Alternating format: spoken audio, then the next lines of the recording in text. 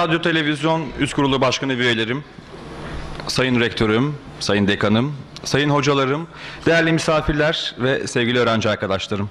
İzmir Ekonomi Üniversitesi İletişim Fakültesi ile Radyo ve Televizyon Üst Kurulu'nun ortaklaşa organize ettiği Orta Doğu, Türkiye ve Uluslaşarı Medya Politikaları konulu Colloquium'a hoş geldiniz. Açılış konuşmalarını yapmak üzere İzmir Ekonomi Üniversitesi İletişim Fakültesi Dekanı Sayın Profesör Doktor Sevda Alankuş'u kürsüye davet ediyorum.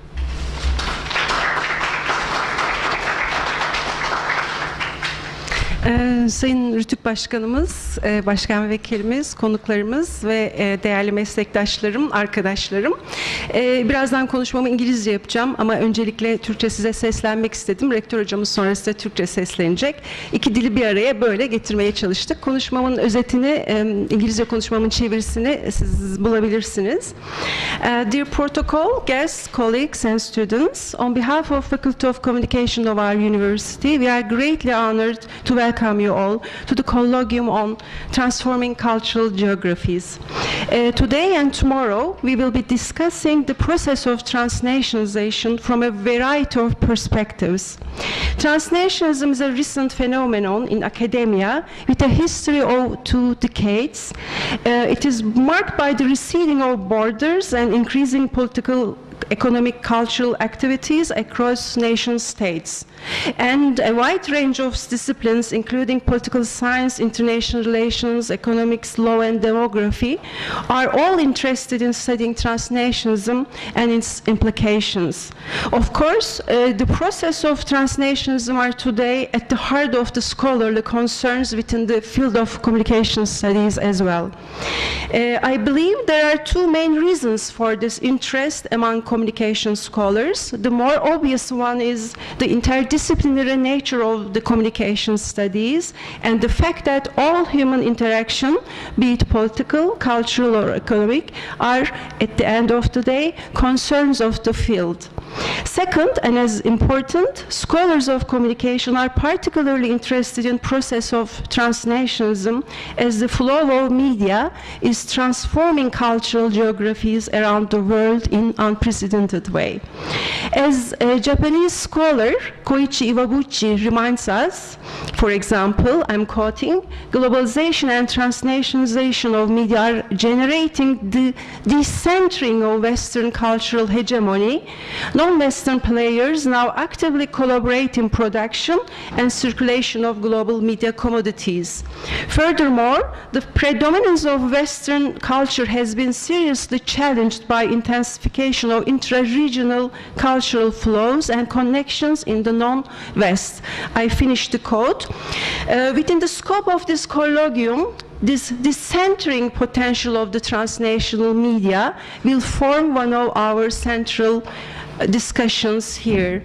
And I would argue that decentering or disordering is a productive process, in fact, and opens pathways for alternative, counter-hegemonic, transcultural fields that foster dialogue and interaction between societies and enrich what we have come to refer to as global culture. Today's global culture can only be described as an outcome of a faster and continuous re-articulation of the global and local that keeps giving us hybrid forms than ever. The way in which transnational media are being put to use by societies around the world have become central in fostering and nurturing this re-articulation and in unprecedented ways, though I'm saying with caution, so as not to be caught in the pitfall of technological determinism.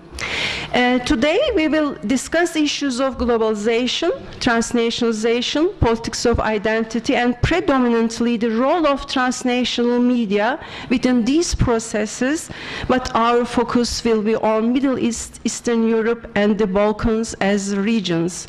I believe this colloquium, in fact, to be very timely, as the recent growth of transnational media flows is expected to have an impact on the mediascapes and transform cultures, people, commodities, and thus result in a reimagination of the geographies.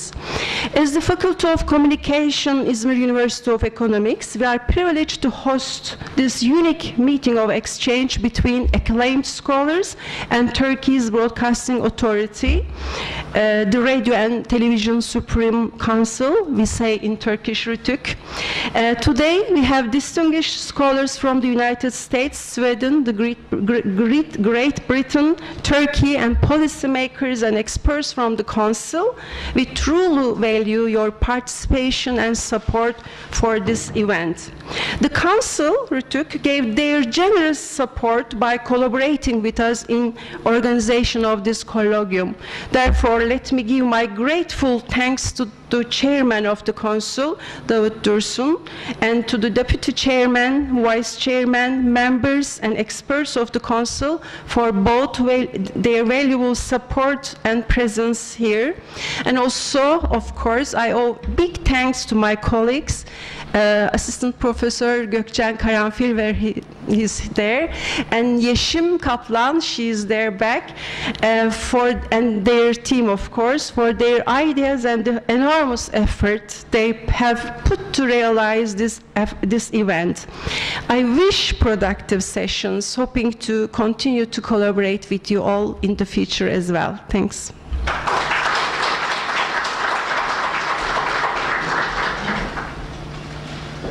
Sayın Alankuş'a konuşmaları için teşekkür ediyoruz. Şimdi kürsüye açılış konuşmalarını yapmak üzere İzmir Ekonomi Üniversitesi Rektörü Sayın Profesör Doktor Tunçtan Baltacıoğlu'nu davet ediyorum.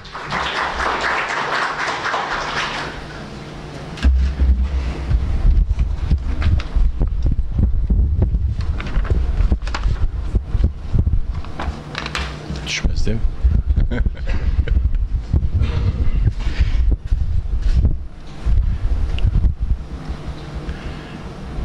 Efendim günaydın. Hepinize öncelikle hoş geldiniz diyorum. Sayın Radyo Televizyon Üst Kurulu Başkanı, yardımcıları, değerli meslektaşlarım, İzmir Ekonomi Üniversitesi'nde sizleri ağırlamaktan çok büyük mutluluk duyuyoruz. Önümüzdeki 1,5 gün boyunca burada bir araya gelen araştırmacılar ve uzmanlar Orta Doğu, Balkanlar, Doğu Avrupa ve Orta Asya'da yakın zamanda süregelen dönüşümleri tartışacak. Bu süreçlerdeki küresel medya akışlarının rolünü masaya yatıracaklardır. Hepimizin bildiği üzere bugün modern dünya küresel ve yerel çıkarlar arasındaki etkileşimin ivme kazandığı bir aşamaya doğru ilerlemektedir.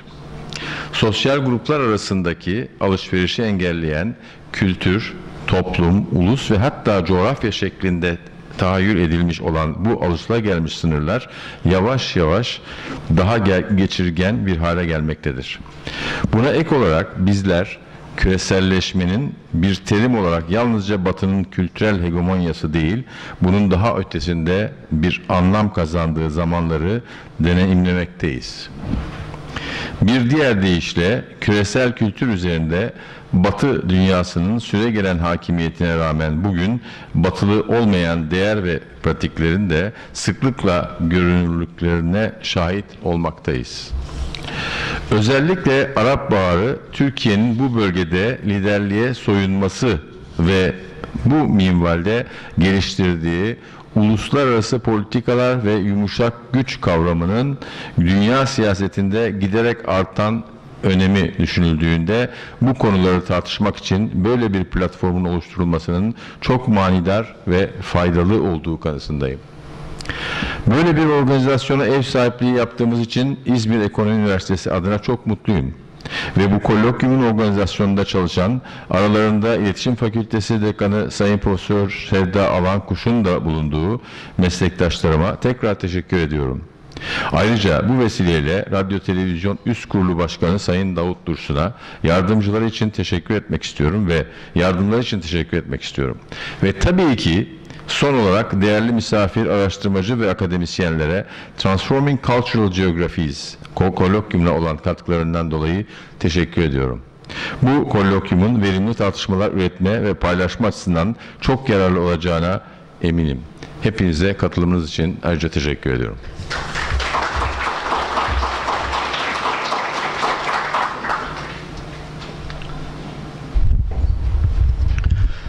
konuşmaları için Sayın Baltacıoğlu'na teşekkür ediyoruz. Şimdi kürsüye açılış konuşmalarını yapmak üzere Radyo ve Televizyon Üst Kurulu Başkanı Sayın Profesör Doktor Davut Dursun'u davet ediyorum.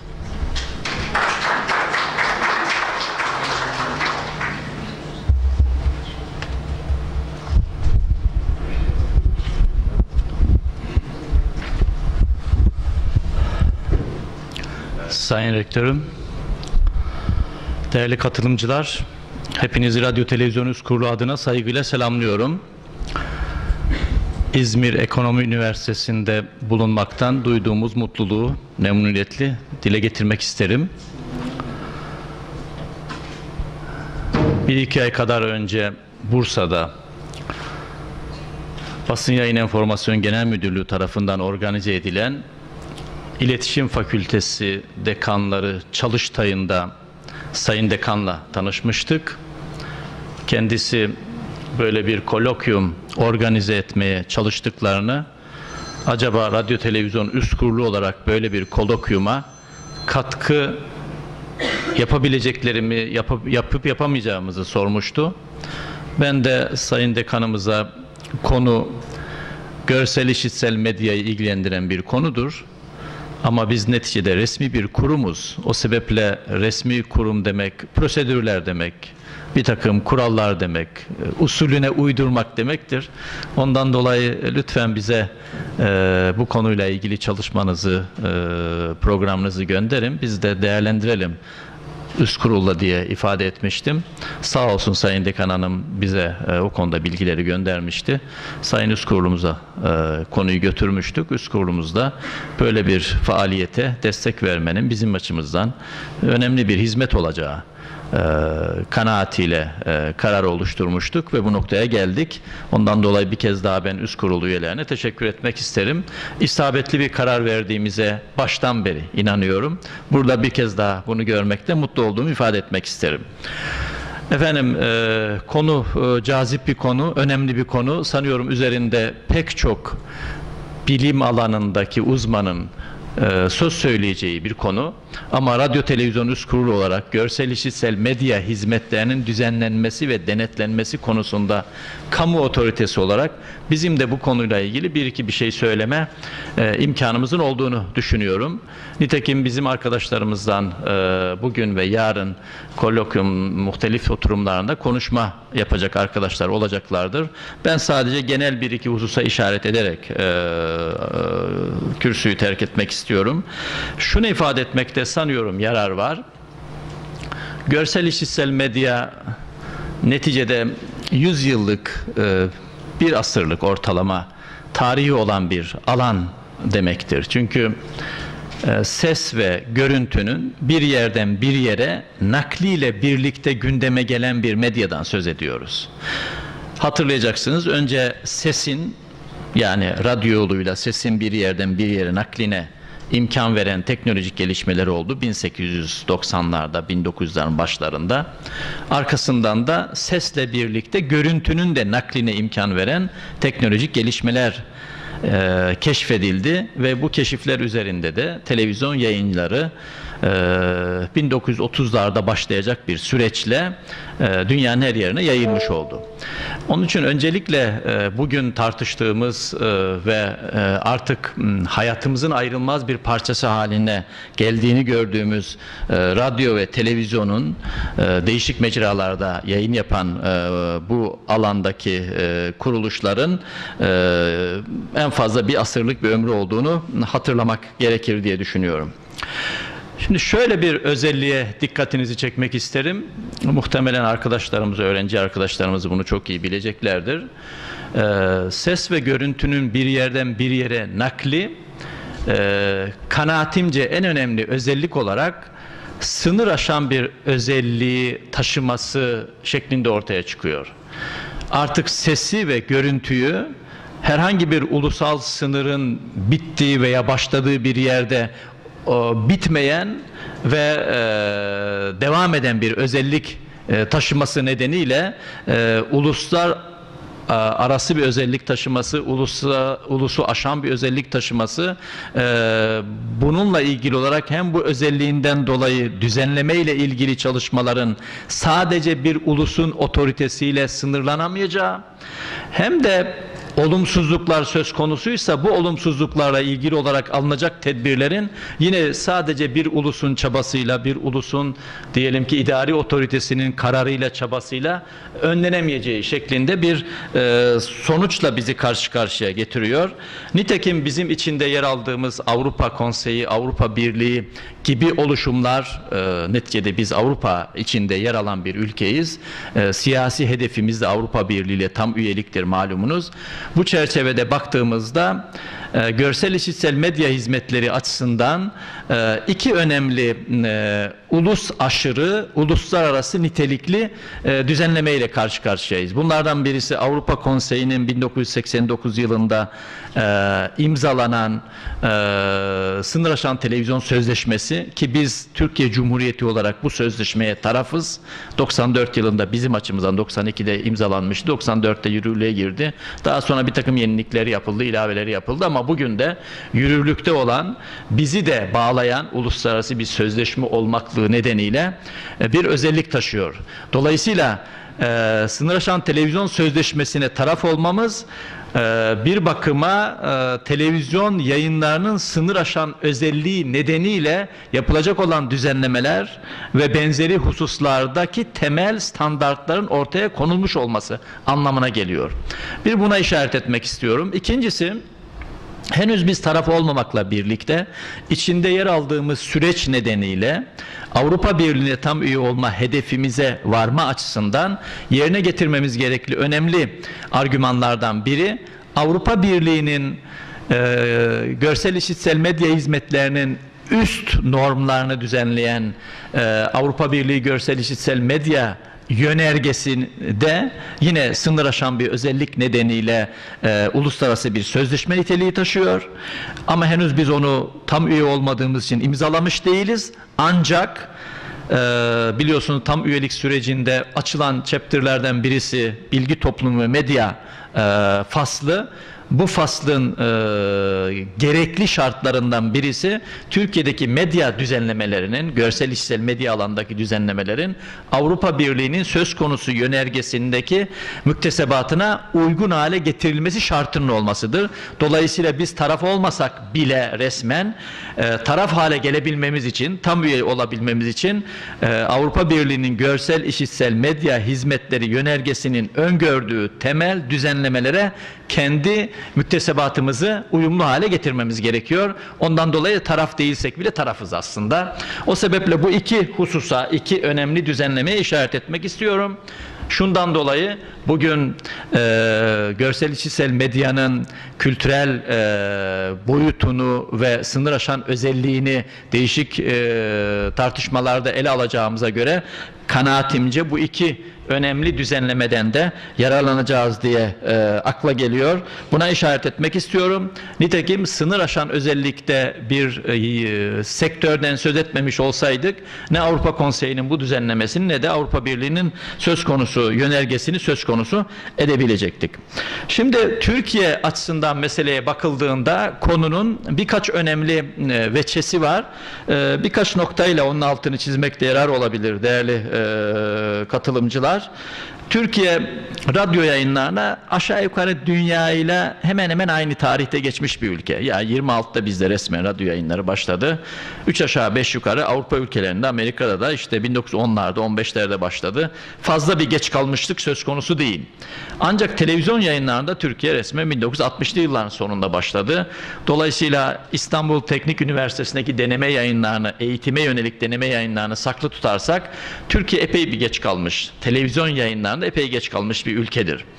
Fakat bugün mesela sosyal medya ve benzeri gibi gelişmeler açısından baktığımız zaman Türkiye anında aslında dünya ile depara kalkmış bir konumda. Çünkü artık ulusal sınırlar kalkıyor. Küreselleşme denilen bir süreç içerisinde yaşıyoruz ve bu küreselleşme sürecinin en önemli taşıyıcısı kanaatimce görsel işitsel medya alanındaki gelişmelerdir. Buna da işaret etmekte yarar var. Şimdi ilginçtir. Türkiye'de radyo yayınları 26-36 arasında önce bir özel hukuk tüzel kişisine tanınan bir imtiyazla başladı. BBC örnek alınarak 36'da devletleştirildi ve 94 yılına kadar devlet tekeli söz konusu oldu görsel işitsel medyada. Henüz şunun hesabı yapılmış değil. Türkiye'de görsel işitsel medya alanında devlet tekelinin varlığı Türkiye'ye ne kaybettirdi ne kazandırdı? Muhtemelen iletişim fakültelerinde yapılacak tezlerden biri böyle bir tez olabilir diye düşünüyorum. İlginç de olabilir. 1930'lu yıllardaki imtiyazen bir özel hukuk tüzel kişisine bu hakkın kullandırılması yöntemi devam etmiş olsaydı kanaatim odur ki Türkiye bugün görsel işitsel medyada çok daha ileri bir noktada olabilir. Sadece medyada değil, aynı zamanda Türkiye'nin sosyal siyasal tartışmalardaki kalitesinde de iyi bir noktaya gelmiş olabilirdi. Nitekim devlet tekelinin olduğu dönemlerdeki tek seslilik Türkiye'deki çoğulculuğu öldüren bir unsur olmuştur belki de. O sebeple Türkiye maalesef böyle bir devlet tekeli dönemi yaşadı. Önce fiilen 90'lı yıllarda artık küreselliğin getirdiği, teknolojinin getirdiği imkanlarla, arkasından da mecburen anayasanın 133. maddesinde yapılan bir değişiklikle devlet tekeli son buldu ve özel yayınlara da izin verildi. Fakat orada sorun yaşıyoruz. Sorun ne? Türkiye önce fiilen, arkasından anayasal olarak ve onu takiben 94'te çıkan 3984 sayılı yasayla bu alanı düzenledi sözde. Ancak bu düzenleme hala tamamlanamadığından dolayı bu sektör biraz el yordamıyla kendi kendine yürüyor. Hala frekanslar tahsis edilmiş değil. Bütün bu karasal yayın yapan kuruluşların kullandıkları frekanslar bir fiili durumun sonucu olarak kullanılmaya devam ediyor. Diğer taraftan düzenlemelerde bir takım eksikler olduğundan dolayı ciddi sıkıntılar yaşanıyor. Şu anda 18 milyon televizyon hanesinin aşağı yukarı %70'ine yakını yayını uydudan alıyor. Bu çok büyük bir oran. Çünkü karasalda frekans tahsisi yapılamadığından dolayı izin veremiyoruz. Ama vatandaş o zaman gidiyor, uydudan talep ediyor. Uydudan da lisans verdiğimizden dolayı herkes yayını uyduya kaydırıyor. Dolayısıyla sokağa çıktığımız zaman, caddelere çıktığımız zaman bütün evlerin çatılarında, pencerelerinde uydu çanakları. Kirlilikten öte bunun kent mimarisi açısından ciddi bir problem olduğunu da itiraf etmek lazım. Ama mimariyi bir tarafa bırakalım. %70 gibi yüksek oranda bir uydudan televizyon yayını almanın ciddi bir handikap oluşturduğunu da unutmamak gerekiyor. Toparlıyorum efendim. Üzerine konuşulacak çok şey var ama toparlamaya çalışacağım. Belki şunu ifade etmek gerekiyor. Görsel işitsel medyanın sınır aşan özelliği nedeniyle düzenlemelerin uluslararası bir çabanın ürünü olması gerekiyor. Yani artık sadece RTÜK'ün Türkiye'de yapacağı bir düzenleme yeterli bir düzenleme değil. Siz diyelim sınırlandırıcı bir düzenleme yaptığınız zaman Türkiye'deki bir yayıncı gidiyor Suriye'den yayın yapıyor. Gidiyor Kıbrıs'tan yayın yapıyor. Gidiyor Almanya'dan yayın yapıyor. Ofcom'dan lisans alıyor, İngiltere'den yayın yapıyor, oradan uzaya çıkıyor. Dolayısıyla Türkiye'deki idari otoritenin yapacağı düzenleme aynı zamanda çevre ülkeleriyle birlikte olmak durumundadır. Bu işin tabiatı gereği. Birinci önemli sorun bu. Ondan dolayı Radyo Televizyon Üst Kurulu'nun çalışmalarında son yıllarda özellikle uluslararası boyutu öne çıkmış bulunuyor. Arkadaşımız bu konuyla ilgili bir sunum yapacaktır. Onun için ben fazla bir şey söylemek istemiyorum ama şu kadarını ifade edelim. Uluslararası nitelik nedeniyle Avrupa'da Radyo Televizyon Üst Kurulu benzeri kuruluşların ortaklaşa oluşturdukları EPRA platformunda bu tür konular tartışılıyor. Biz de oranın üyesiyiz. Türkiye'yi temsil ediyoruz. Ayrıca Akdeniz Havzası'nda bulunan ülkelerin oluşturdukları Akdeniz Düzenleyici Kurullar ağının üyesiyiz. Hatta geçen yıl dönem başkanlığını biz yürütmüştük. Burada da yine uluslar aşırı, uluslar ötesi nitelik nedeniyle ortak bir takım çabaları imza attık. Ayrıca bizim çabalarımızda oluşturmaya çalıştığımız Karadeniz Ekonomik İşbirliği bölgesinde bulunan ülkelerin üst kurullarının kendi aralarında oluşturdukları, Türkiye'nin öncülüğüyle oluşturdukları BRAF kısa adıyla Karadeniz Düzenleyici Kurullar Platform diye bir platform oluşturduk. Burada da yine bu ülkeler arasındaki ortak sorunların tartışılması, ortak düzenlemenin konuşulması ve karşılıklı bilgi alışverişinin gerçekleştirilmesi amaçlanıyor ve şu anda kuruluşu tamamlanan ve hızlandırılması için özel çalışmalar yürüttüğümüz Orta Doğu ve İslam ülkelerinin İslam İşbirliği Teşkilatı'na üye ülkelerde RTÜK benzeri kurulları bulunan ülkelerin İBRAF adıyla oluşturduğumuz bir platform var. Bu forumda da yine bu ülkeler arasında yayıncılık nedeniyle ortaya çıkacak sorunların konuşulması ve ortak çabalarla bunların çözümlenmesini amaçlıyoruz. Bu da bunun uluslar aşırı niteliği nedeniyle geliştirdiğimiz çalışmalar. Bu tabi yetmiyor çünkü şöyle bir sorun var. Biliyorsunuz ITU International Telecommunication Unit'te frekansları paylaştırırken ülkeler arasında belli yıllarda özellikle ülkeler arasında interferans ve benzeri problemlerin yaşanmaması için özel önem veriyor.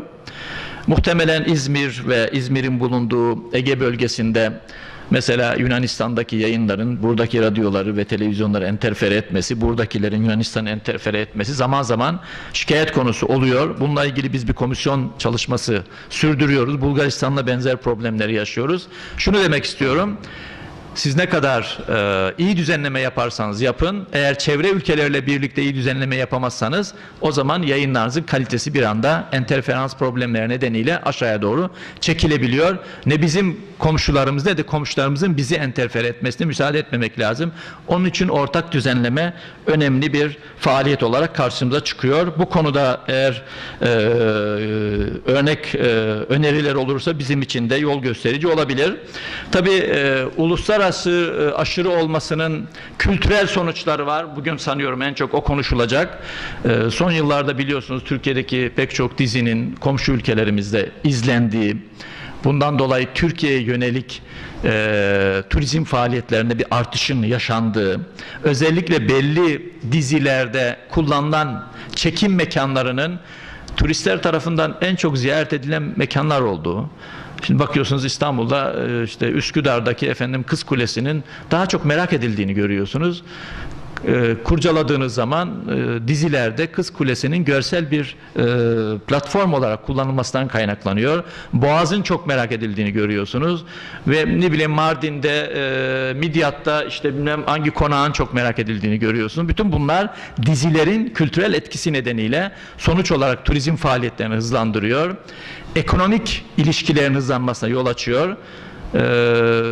Biz kanun yaparken Ekonomi Bakanı şey demişti, efendim ne olur şu ürün yerleştirmeyi bir gerçekleştirin de Türk ürünlerinin komşu ülkelerde talep edilmesini sağlayalım diye. Bu tür bir sonucu var. Siyasal ve sosyal yakınlaşmayı sağlıyor. Kültürel geçişkenliği artıran bir unsur oluyor. Nitekim Türkçenin komşu ülkelerde giderek öğrenme açısından en çok tercih edilen dillerden biri hale geldiğini görüyoruz. Bütün bunları üst üste koyduğumuz zaman görsel işitsel medyanın bu diğer içinde bulunduğumuz bölgelere transferinde hem sorunlar var hem de imkanlar var. Bütün mesele sanıyorum bu sorunlarla imkanları bir denge noktasına getirebilmek, imkanları mümkün olduğu kadar maksimize etmek, sorunları mümkün olduğu kadar minimize etmek. Bunun için de tabii içinde bulunduğumuz İletişim Fakültesi platformunun da belki bize söyleyecekleri vardır. Sayın Colloquium'a katılan değerli uzmanların söyleyecekleri vardır. Bizim için de bunlar ufuk açık olacak. Efendim böyle bir program tertip ettikleri için Sayın Rektöre, Sayın Dekana ve üniversitenin değerli yetkililerine teşekkür ediyoruz. Kolloquium'a katılan değerli konuşmacılara şimdiden teşekkür ediyoruz. Saygılar sunuyorum. İyi çalışmalar diliyorum efendim.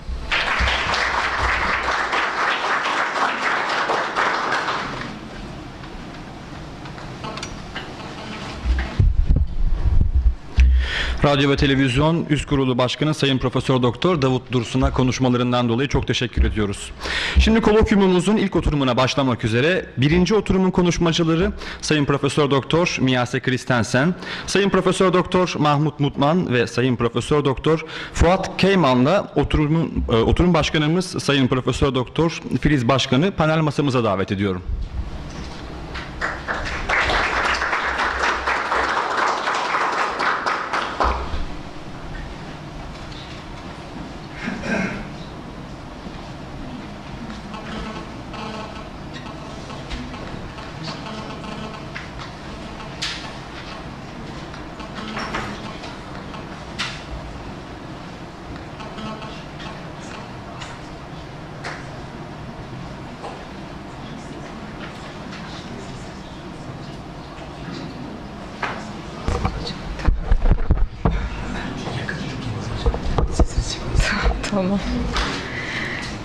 Okay.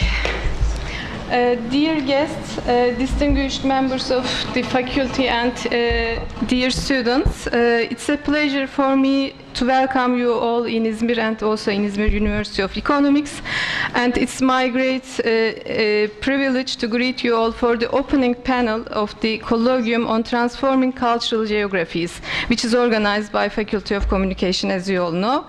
I think this first panel is a wonderful setting for meeting distinguished scholars, members of faculty, graduate and undergraduate students, as well as leading academics from other universities in İzmir. Before giving floor to our distinguished panelists, I would like to give you a brief information about them. First of all, I will begin with my professor, Professor Fuat Keyman. He is the director of Istanbul Policy Center and professor of international relations at Sabancı University. Professor Keyman is a leading Turkish political scientist and an expert on civil society development, democratization, globalization, international relations, and Turkey-EU relations. He has authored and edited many books, both in English and in Turkish, and he has published extensively in academic journals. Professor Mahmut Mutman is a faculty member at the Department of Cinema and Television at Şehir University, and his fields of interest are media, cultural and critical theory, film studies, Orientalism, Islam and nationalism. And his academic works have appeared in many journals and collections, including Inscriptions, Cultural Studies, Toplum ve Bilim Birikim, Postmodern Culture, Anthropological Theory, Third Text, and Radical Philosophy.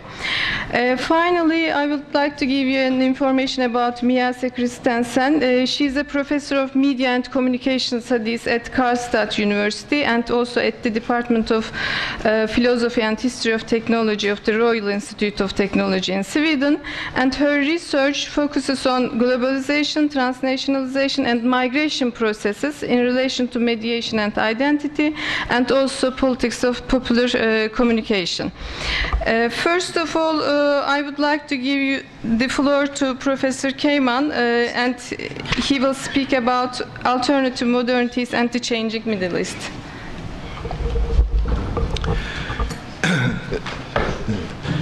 Teşekkürler Filiz.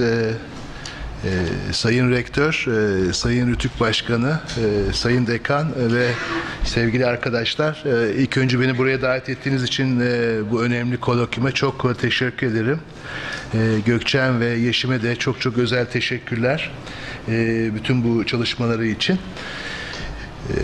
What I would like to do is to share with you the situation in which what we call the Arab Spring is, and the reflection of that on and the transnational cultural flows.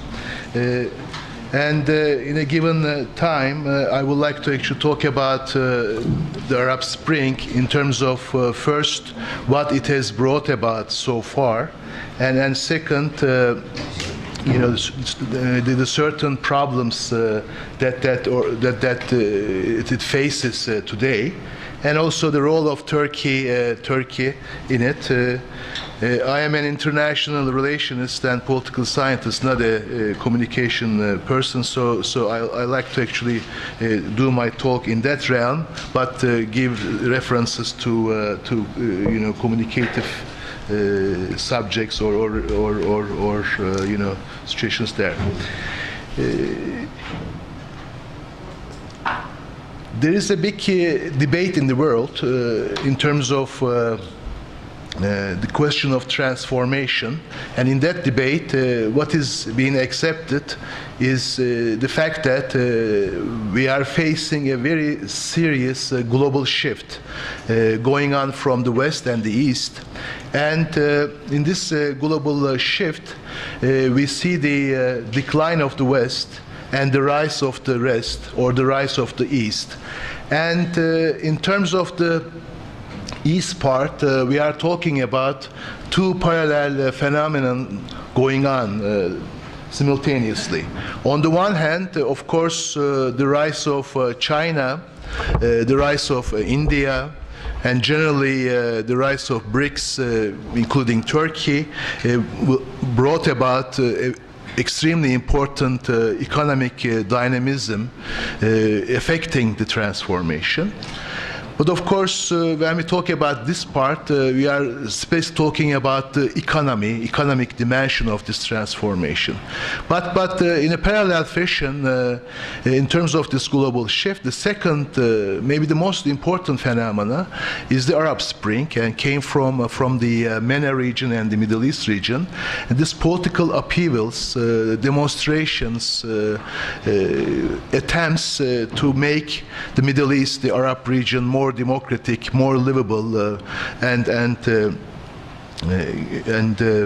more sustainable. And as a matter of fact, especially in the second part, what has been happening in the Arab Spring has really actually affected cognitively and discursively the way we look at modernity, the way we look at change, the way we look at global relations.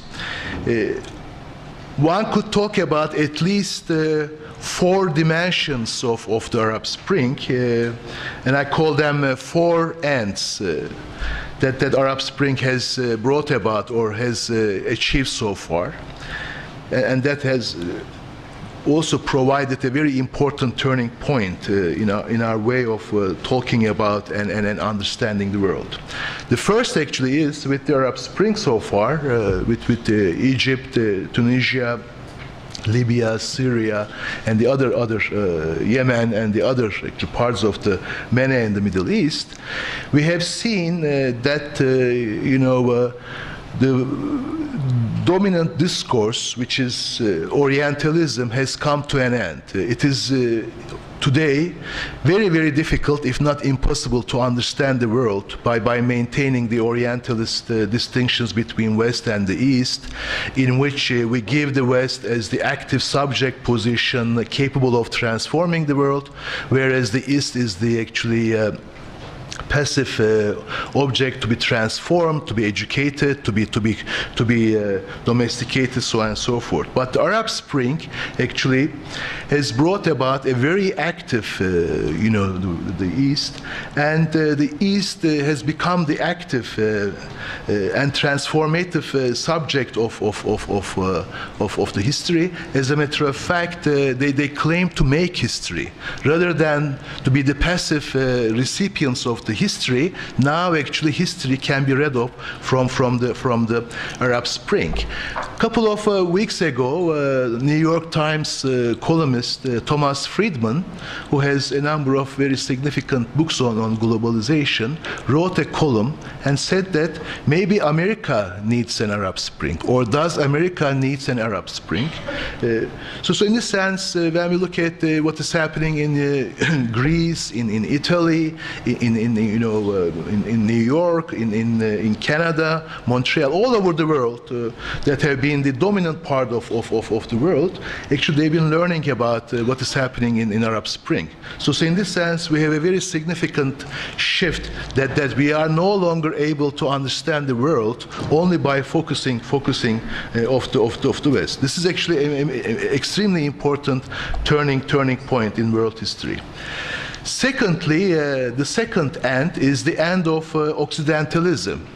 When we look at the situation and the developments in the Arab Spring and what is being demanded, what is being achieved for, is not more religion, is not more Islamic culture, is not more Islamic state, but is a civic state. Calls are made for a civic state. Calls are made for jobs. Calls are made for welfare. Calls are made for good governance. Calls are made for uncorrupt governance. Calls are made for the end of tyrannies, so on and so forth. So in this sense, the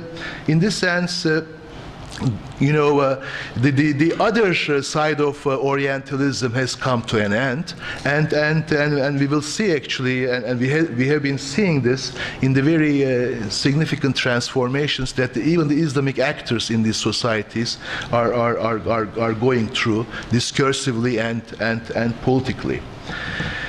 The third end was the end of neoliberalism and the neoliberal globalization. Rather than free market capitalism, rather than market liberalization, the Arab Spring has brought about demands for accountable, transparent, and good governance. Rather than a corrupt, tyrannic rentier states, people actually wanted a democratic civic state working on providing jobs, welfare, and human security. So in this sense, the neoliberal globalization that had shaped the world throughout 2000 has come to an end with the Arab Spring too. And the fourth one is the fourth end is the end of post-colonialism. For me, what is likely to become the defining statement on the current state of post-colonial theory, the Iranian scholar Hamed Dabashi, in his new book, The Arab Spring, The End of Colonialism, has argued that the revolutionary upsprings that have engulfed multiple countries and political climes from Morocco to Iran, from Syria to Yemen, are driven from a delayed defiance, a point of rebellion against domestic tyranny on the one hand in these countries, as I mentioned, and second, globalized disempowerment that signified no less than the end of post-colonialism. So in this sense, in addition to the end of Orientalism, Occidentalism, and neoliberal globalization, as Dabashi has argued, Arab Spring, a permanent, as he put it, a permanent revolutionary mood, has the potential to liberate not only those already ignited in these countries, but many others through a universe of geopolitics of hope. So in this sense, Arab Spring not only the countries in which it happened, it has produced hope for the other countries in Europe, in the United States, in the other rest of the world. Dabashi's point, the end of post-colonialism, end of imperial Western idea of history, echoes Turkish Foreign Affairs Minister Ahmet Davutoğlu's diagnosis of the Arab Spring, in which he has suggested that what we have been observing in Arab Spring is not abnormality in the way in which these upheavals, political awakenings are happening, but on the contrary, return to normality. And what was abnormal was the colonial and post-colonial past, and what is actually normal in history actually is the democratic, stable, countries, which has welfares, which has jobs, which has democratic governance, civic governance, so on and so forth. So in this sense, when we actually look at the Arab Spring, what we are observing is, on the one hand, a fight, a demand for dignity, a demand for transition to democracy, but in fact this demand for dignity in life of the people and the transition to democracy put together, as a matter of fact, is nothing but a demand for returning to normality and fighting against the abnormal past shaped by imperialism and colonialism. But of course, this is the good news about the Arab Spring. There are also not bad news, but uncertainties, ambiguities, and risks confronting the future of the Arab Spring. And I could talk about three of them.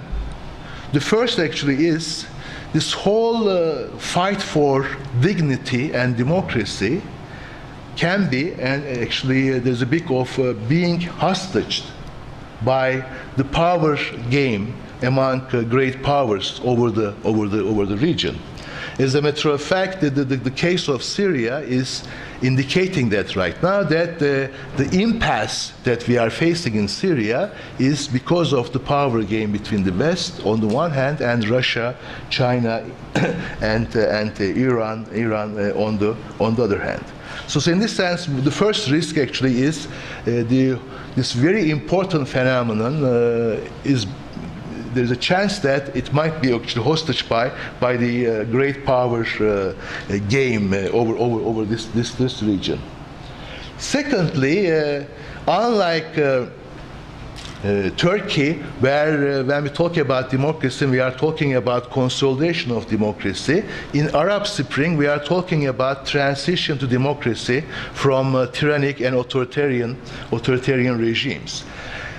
Transition to democracy involves risks, and one risk is this transition might be giving rise to a more power of Islamic governments on the one hand, or military actors on the other hand. And as a matter of fact, as in the case of Egypt and the others, the future of the Arab Spring is bringing about a swing between a militarily oriented future transition to democracy or societally based transition to democracy. So in this sense, there is also a risk that normally, as for instance the Latin American countries in the 80s, Central European countries in the 90s faced, transition of democracy involves risk. There are uncertainties that come after transition of democracy periods.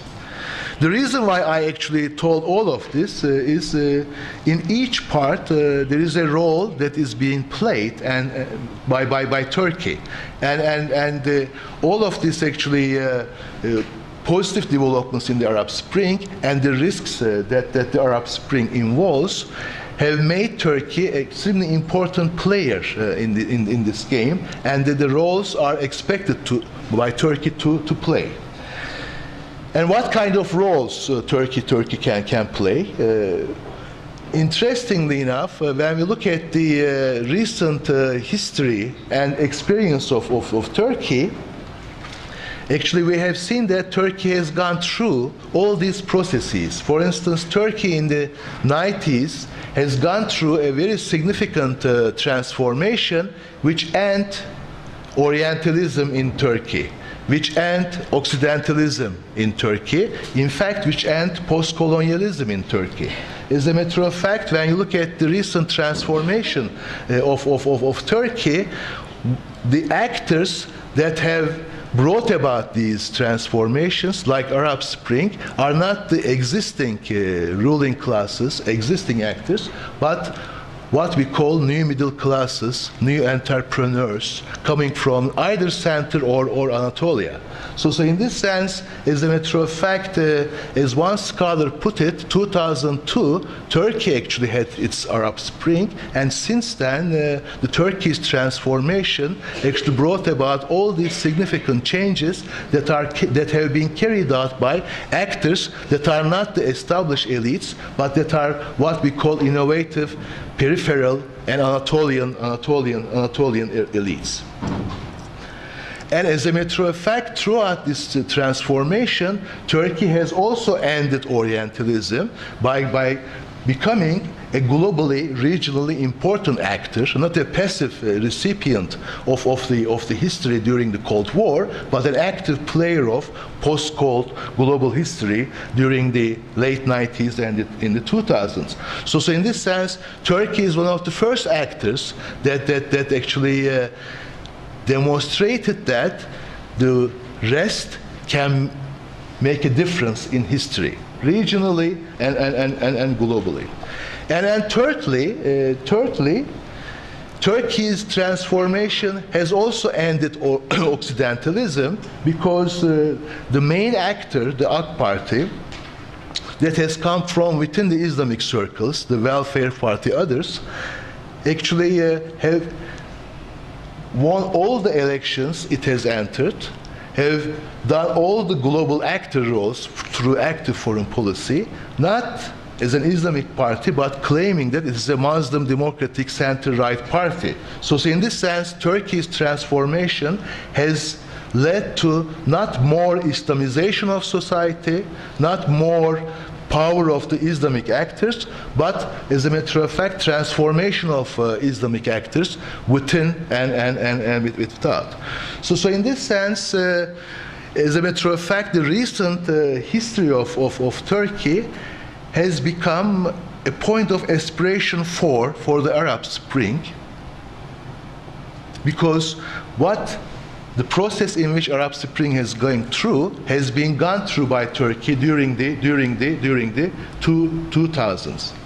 But like the Arab Spring and the risk that it involves, Turkey's role also involves certain risks. What are these risks? For instance, if Turkey imposes itself and its experience of the Arab Spring, then of course its ability to contribute to Arab Spring has increasingly declines. It does increasingly decline. Has Turkey, like sometimes in the discourse of our Prime Minister and the Foreign Affairs Minister, present itself as a new actor capable of shaping, mastering, redefining the Arab Spring, then of course the Turkey's role in contributing to Arab Spring does radically or increasingly decline. But if Turkey engages with Arab Spring on the basis of showing its experience of how its economic dynamism, its entrepreneur culture, its ability to coexist Islam and secularism, Islam and democracy, make a big difference in their society, then of course the Turkey's contribution has increased, does increase radically. So let me actually conclude here.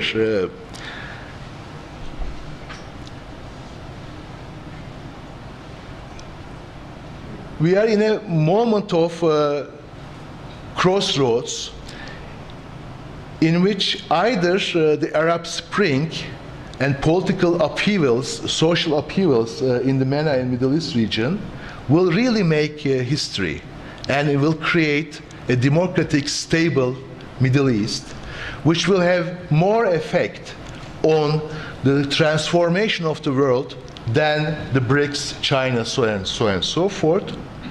Or the Arab Spring has been hostaged by the power games of the great powers, in which the transition of democracy will be framed by the existing system, the taming of the military and the taming of the existing power elites. So in this sense, we are at the crossroads where we could actually go towards more democratization on the one hand, and sort of a tamed, stable type of transition in which existing political elites and existing military elites remain in power. So the decisions are crucial in this moment, and Turkey actually can play a significant role to redirecting this choice towards democracy, in which I think three elements are extremely important, and if you follow the debates, these elements become very, very visible. One actually is dialogue between Turkey and the Arab Spring on the basis of how Turkey has created economic dynamism and entrepreneur culture. So in this sense, economic and dynamism and entrepreneur culture constitute a significant domain in which Turkey can help. And thirdly, how Turkey has become more democratic and more normal throughout this transformation.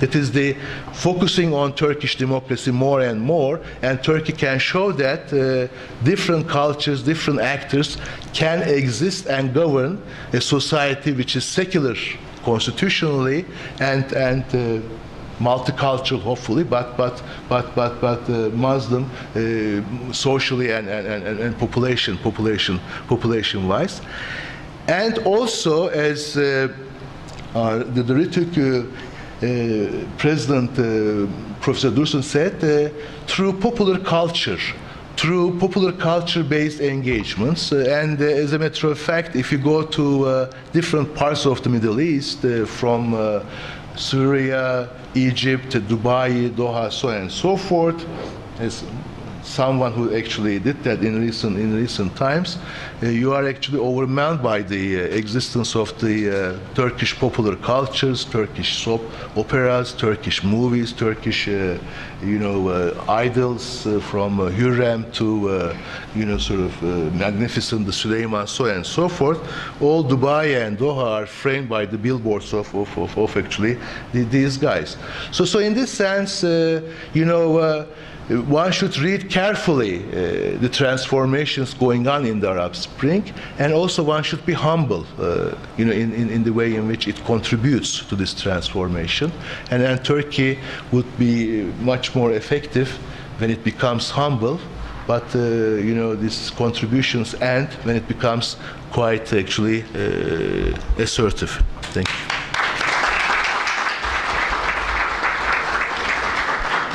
I would like to thank Professor Keyman for his analytical speech on Arab Spring and its risks, and also different dimensions of Arab Spring, and also Turkey's role in that process.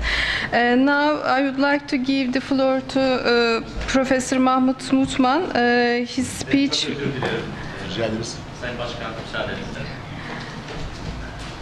His speech will be on pictures from afar governing the transnational. Thank you, Filiz Hanım. Let me also begin by thanking the organizers for making this wonderful conference, and for giving this possibility to me to share my ideas with you. Now, when I look back at my title last night, I was really in shock. I'm sorry about the second part of the title. I don't even know what I had in my mind 6 or 7 months ago. Governing the transnational, I think I had something, I was thinking of something to do about image and security, the concept of image and the concept of security, which I then had given up.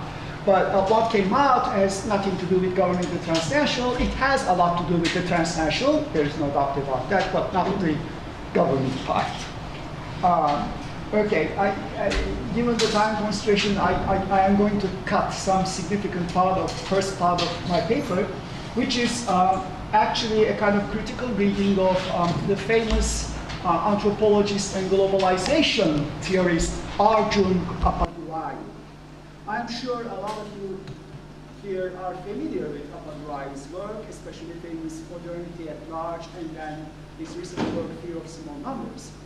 And I will focus here mainly on the second chapter, or third chapter of Modernity at Large, which is Disjuncture and Difference in the Global Cultural Economy, which is a celebrated Arjun Appadurai piece, as you know, and it was published before we published the book, actually.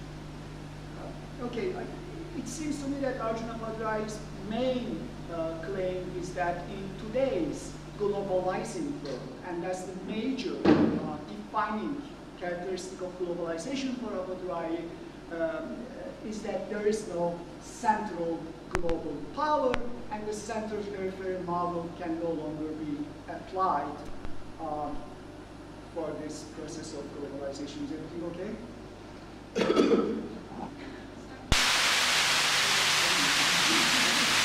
You hear me, right? Arkadan çok iyi duyuluyor hocam. Arkalar duyamıyor. Evet. Okay. Şimdi duyabiliyor mu arkalar? Ne yapayım duyabiliyor? No? Yes. Now? Well, better. Okay. All right, then I'll read the rest. All right. First of all, this thesis that for Apadurai in this then emergent process of globalization, there is no longer any central global power running the world smoothly and comfortably. All right. Well, it remains debatable if this is the case, because again, for the same process, various analyses have come up with a new decentralized form of power that seems to characterize contemporary global capitalism. To mention only a few: Gilles Deleuze's analysis of society of control, Michael Hart and Tony Negri's well-known concept of empire as an immanent power without a center, or more recently, media theorist Alexander Galloway's interesting notion of protocol as the form power takes after decentralization. All these analyses, not to mention Foucault's early research on discipline, take the notions of power and hegemony to a dimension that is well beyond the dichotomy of center versus periphery anyway. We must add to this that what is often called McDonaldization or Americanization, and Apadurai is, as you remember his work, one of his major claims is that these are really simplified descriptions of what's going on, Americanization, McDonaldization. So we must also remind that McDonaldization or Americanization is not the same thing as commodification. While the former are clearly cultural terms, the latter, commodification, refers to an abstract economic process, namely cultures becoming commodity, which does not require a foreign culture at all. It is possible to have, in other words, a culturally very heterogeneous and very plural and wonderful world in which all cultures and cultural products are completely commodified. If Apadurai wants to talk about a tension or dialectic between homogenization and heterogenization, and that's what he seems to want to do, this would be one way of doing so. And in this sense, his approach is actually much closer to classical Marxism than he estimates. If, however, it is clear that Apadurai's main concern is not the capitalist nature of global cultural economy, this inevitably brings up the critical question of what he means by the notions of disjuncture, heterogeneity, or heterogenization. The question is pertinent to his main argument on the disjunctive and heterogeneous nature of global cultural economy, since, as it has been powerfully argued by Theodor Adorno and Max Horkheimer in their seminal work on cultural industry, capitalism is also a major reductive force that creates a world of sameness. Apadurai would surely make an appropriate warning against the dangers of economic reductionism and the relative autonomy of culture, or the powerful role of imagination of people's capacity to fiction worlds, and yet this is still no reason for us not to look a little more carefully into what he means by the notions of disjuncture, heterogeneity, and indeed difference. Interestingly, Apadurai never explains what he means by these, including the concept of deterritorialization he borrows from Deleuze and Guattari. But he only provides examples wherever and whenever some explanation is called for. To emphasize the last one, although Apadurai is fond of speaking of transnational flows and deterritorializations, in other words, he's using the notion very often, this concept has an intricate place in Deleuze and Guattari's works. On the one hand, it is inseparable from capitalism, which is a great deterritorializing and decoding force in which flows are not subjected to an external authority. The abstract force of capital and its axiomatic of quantification create a uniform and undifferentiated body, No external authority governs the flows, to be sure, but this means that power is produced by the flow itself, i.e., it is immanent to the imperative of capital, which is precisely the point Appadurai is missing when he is critical of theories of capitalist imperialism, not just imperialism. On the other hand, deterritorialization has another sense in Deleuze, Guattari, a radical break with or liberation from any belonging, fixity, locality, or attachment. While Appadurai is not clear on the concept of capitalist deterritorialization, this other radical affirmative sense of deterritorialization as a radical break with the logic of identity is totally lacking in his argument. In fact, what Appadurai means by complexity of cultural flows and encounters is well explained by the concepts of hybridity and negotiation. He basically argues that, despite the appearance of global hegemony, Filipinos, Turks, or Greeks do not merely repeat global cultural forms. They indigenize and thus hybridize them. They negotiate with them to create their own cultural world. All of which means that we now in a complex, hybrid, multiple, global cultural economy without a central imposing and controlling power. Indeed, the frequent appearance of the notion of negotiation in Appadurai's text shows its significance for him. Imagination, for instance, is not only a form of work, a social practice, but also, he writes, a form of negotiation between sites of agency, individuals, and globally defined fields of possibility. It seems it's anything but creation. My argument is certainly not that this is empirically false. Social groups, communities, or individuals always negotiate in struggle, and surely cultures are negotiated structures or codes. The concept of negotiation assumes, however, a previous identity, which is identical to itself, in order to then negotiate this identity with another identity as complete and homogeneous as itself. This is overlooking the fact that each and every culture has an internal difference, and often more than one internal differences. Hence, despite his emphasis on diversity, heterogeneity, and complexity, Appadurai conceives of these terms in a decidedly identitarian problematic. In fact, he perceives heterogeneity in a homogenizing manner as pluralized negotiations of multiple identities, each of which is basically and constitutively identical to itself. In this problematic, difference is identity, that is to say, another identity. And this juncture, or heterogeneity, is what comes after such a difference, or what amounts to the same thing, the coming together of differences conceived as identities, forming negotiated hybrid cultures. As a result, hybridity itself is not a discursive effect, a political effect, but actually takes the form of identity in Appadurai's approach. This identitarian problematic is actually bound to remain blind to the complexity and heterogeneity of the homogenizing process of globalization, as it reduces it to a matter of cultural encounters. This methodological move is rooted in the well-known thesis that people are not passive receivers of hegemonic cultural forms, a view which admits actually the prior point that they are subjected to a hegemonic power. This old argument, a legacy of the revival of cultural Marxism in the 1970s, is recast by Appadurai on a global level. This implies an implicit argument on globalization. Despite its problematic aspects, the process of globalization is inherently good in the sense that it causes nationalism and primordialism lose ground and leads to an increasingly transnational, hybrid, plural, and cosmopolitan world. Well, actually, since in the 10 years after Appadurai had published this article and his book, since the developments showed rather the opposite, he actually recently made quite a serious revision in his thesis, and especially his last work, The Fear of Small Numbers, the fear of minorities, that's what he means. In a world where the nation states, now Appadurai argues, experience a distressing problem of sovereignty, minorities turn into metaphors and reminders of the betrayal of the classical national project. Does this remind you anything?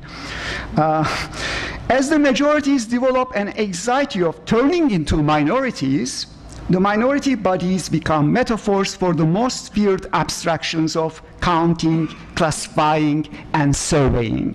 Hence the fear of small numbers, the worldwide impulse to eliminate minorities. This is no doubt a highly interesting analysis. While in the earlier analysis, it is the concepts of negotiation and hybridity that filled the empty space between the two separate cultures in order to bring them together, the fact that such a relationship is not a simple cultural encounter after all, but it involves violence, is now accepted. Hence, the global space between cultures is now a tense, anxious space with a serious potential of violence. I would like to question precisely the nature of this distance or space between the so-called cultures or identities. Okay. And I would like to take the privileged example of media, Apadurai's Mediascape. Well, actually, long before globalization, the philosopher Martin Heidegger has pointed out how modern technology has led to the conquest of remoteness, in his words, as we experience in the media's bringing the world near to us. In Being and Time, Heidegger used the German word Entfernung, translated as the difficult English neologism, deseverance. He meant a distancing or separating by means of which we produce nearness, bring things to our practical concern. When, for instance, a Mediterranean peasant says in his habitual manner that the next village is 2 smocks away, he is distancing or dissevering in Heidegger's sense, i.e. bringing the next village into the world. The village is put away and brought near in the same act. Interestingly, for Heidegger, this act is irreducible to measured distance, even if one uses measure. Half an hour is not 30 minutes, he writes, but a duration which has no length at all in the sense of a quantitative stretch. Moreover, when one is oriented towards distance as measurable distance, the very act of distancing or nearing is concealed because it has nothing to do with the fixing of a position in space. In coming near, distance is not cancelled, but kept in the peasant's world. Although Apadurai suggests that we see globalization as producing a hybrid and complex world, he has in fact accepted a prior commonsensical view which sees globalization as simply reduction in real distance. That is to say, as measured distance in Heidegger's sense. As contemporary media inform us about things happening at the farthest places and bring the world into our living rooms, the measured distance is a constitutive presupposition of its institutional, technological, and epistemological framework. Hence, Heidegger's relentless criticism of technology and media. Observing how the peak of the abolition of every possible remoteness is reached by television, Heidegger emphasized that the frantic abolition of all distances brings no nearness. Insofar as television is concerned, the world is brought near, true, but televisual nearing or bringing near is achieved against the background of a general equivalence and substitutability of all events, all information, all images, all worlds. Television captures various different events and information and locates them in a world that should be called televisual. This locating is a particular operation which might be seen as an equivalence of imaging, in which the heterogeneity, the difference of events and information, is subjected to a homogenizing measure, which is in the final analysis that of ratings.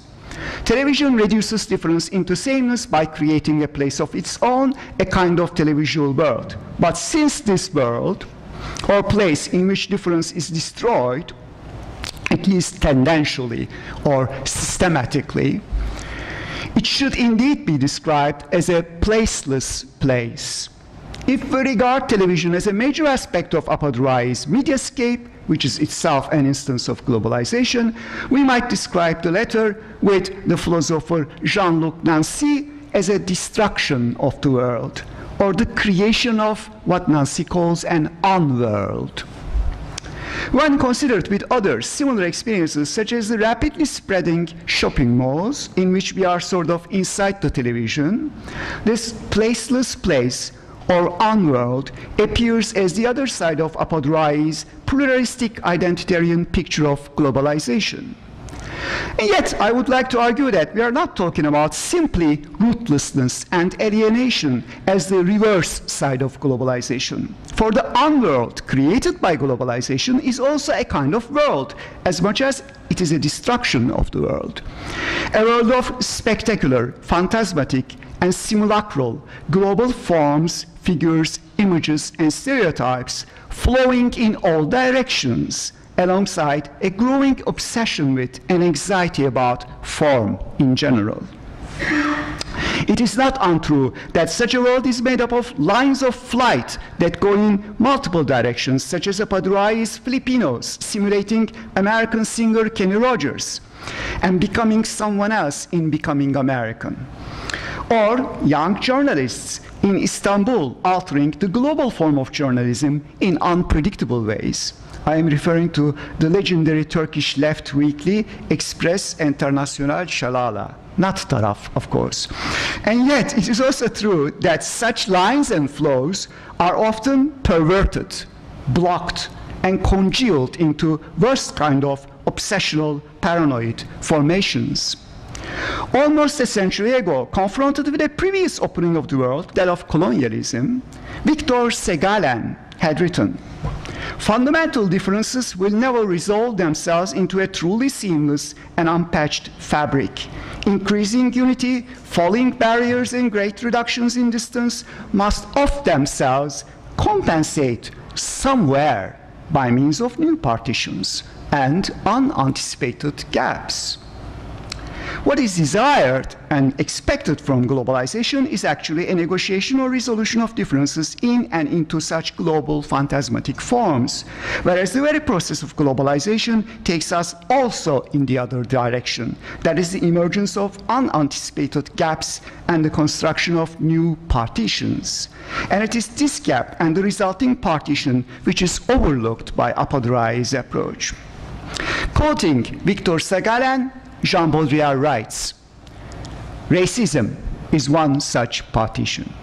Okay, now I'm not talking about racism as racist doctrine. I'm talking about racism as potential and racism as implication. Please keep this in mind. Okay, psychoanalysis taught us that racism is actually has to do with our relationship with others. People who are not like us. Perhaps a failure to keep others at a proper distance. Like recoiling when a stranger gets a little too close. According to Jacques Lacan, who predicted in 1974 that racism is growing in Europe, racism is characterized by the subject's unconscious assumption that the other has a surplus or excessive enjoyment which he himself is lacking. The Jews are everywhere, running our banks, our economy, our politics. The Oriental harem is a place of utter sexual freedom and enjoyment. And so on and so forth. According to Lacan, this enjoyment is the racist's very own enjoyment in the first place, so it is an enjoyment that has been stolen from him by the other, according to the racist, of course.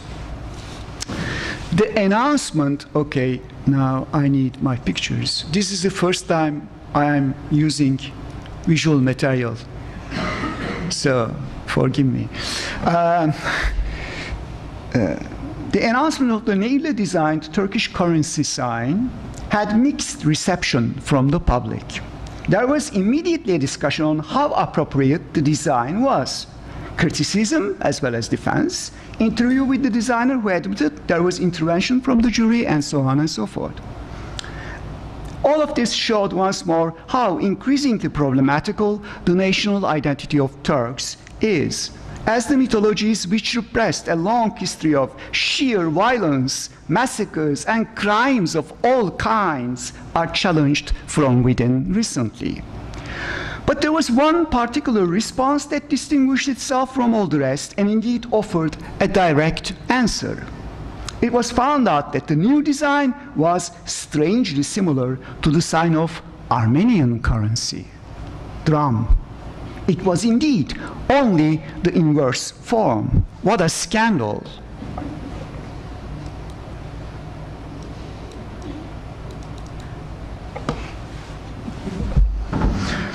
This was appeared as news on newspapers and internet, on the internet, a couple of days after the pronouncement of the new Turkish design. What could have been the source here? An intelligent journalist? Who on earth would ever think of taking a look at the Armenian currency sign after the pronouncement of the new Turkish currency sign? What kind of mind is this, I wonder, and why?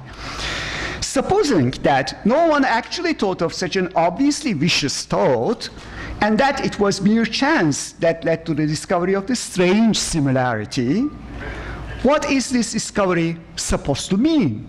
So what? A mere similarity? Well, given the history, we know only too well what it means. In appearance, it must be a group of Turks who betrayed their country again by choosing the Armenian sign, and they must be punished for that.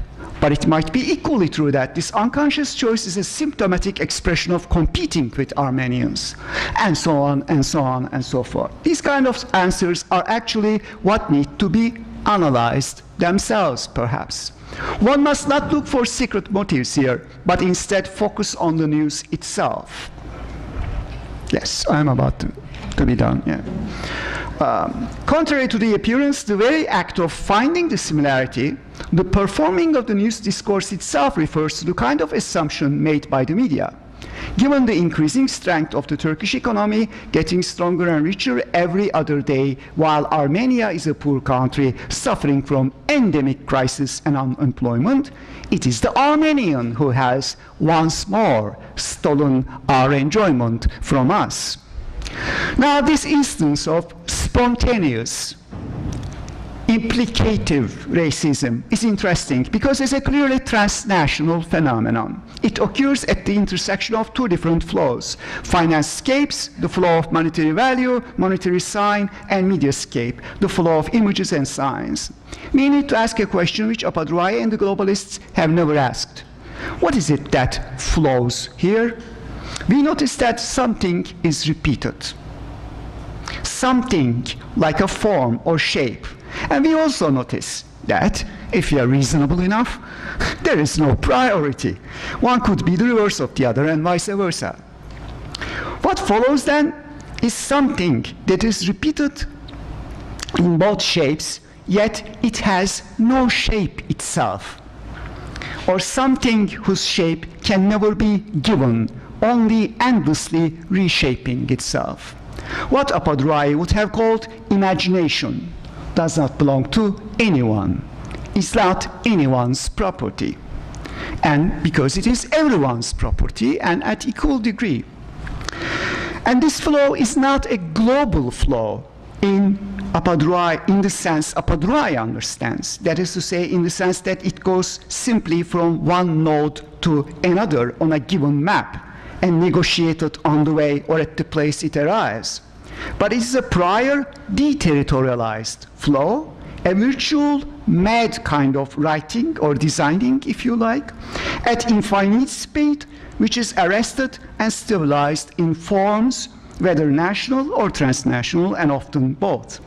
Each and every form that is stabilized and appropriated is necessarily hybrid, not because it negotiates two given homogeneous identities, but because having neither beginning nor end, neither model nor copy, the deterritorialized sign can only give birth to ever hybrid forms. What is it then which blocks its movement and rigidifies its stabilization in the resentful, paranoid formation of racism? If racism has to do with our troubled relationship to the other, to that which is different than us, then it must have something to do with the distancing, or rather a failure of distancing. Globalization is not simply a bringing together of cultures, a negotiation of differences, but indeed it is also, at least, the production of a structural and systematic blindness to difference, which is brought near in a way that might be described as cannibalistic. Ethnic restaurant, ethnic music, ethnic whatnot. Put on the cultural menu, that is to say, put at the same equidistance from the consumer citizen, difference loses all its otherness and all its singularity. It is only then that it becomes an object of envy and resentment. Racism is not what a globalized world will save us from, but on the contrary, it has been proved, as it has been proved by its recent rise in Europe and elsewhere, it is one of the major consequences of the impoverished unworld produced by globalization. Done.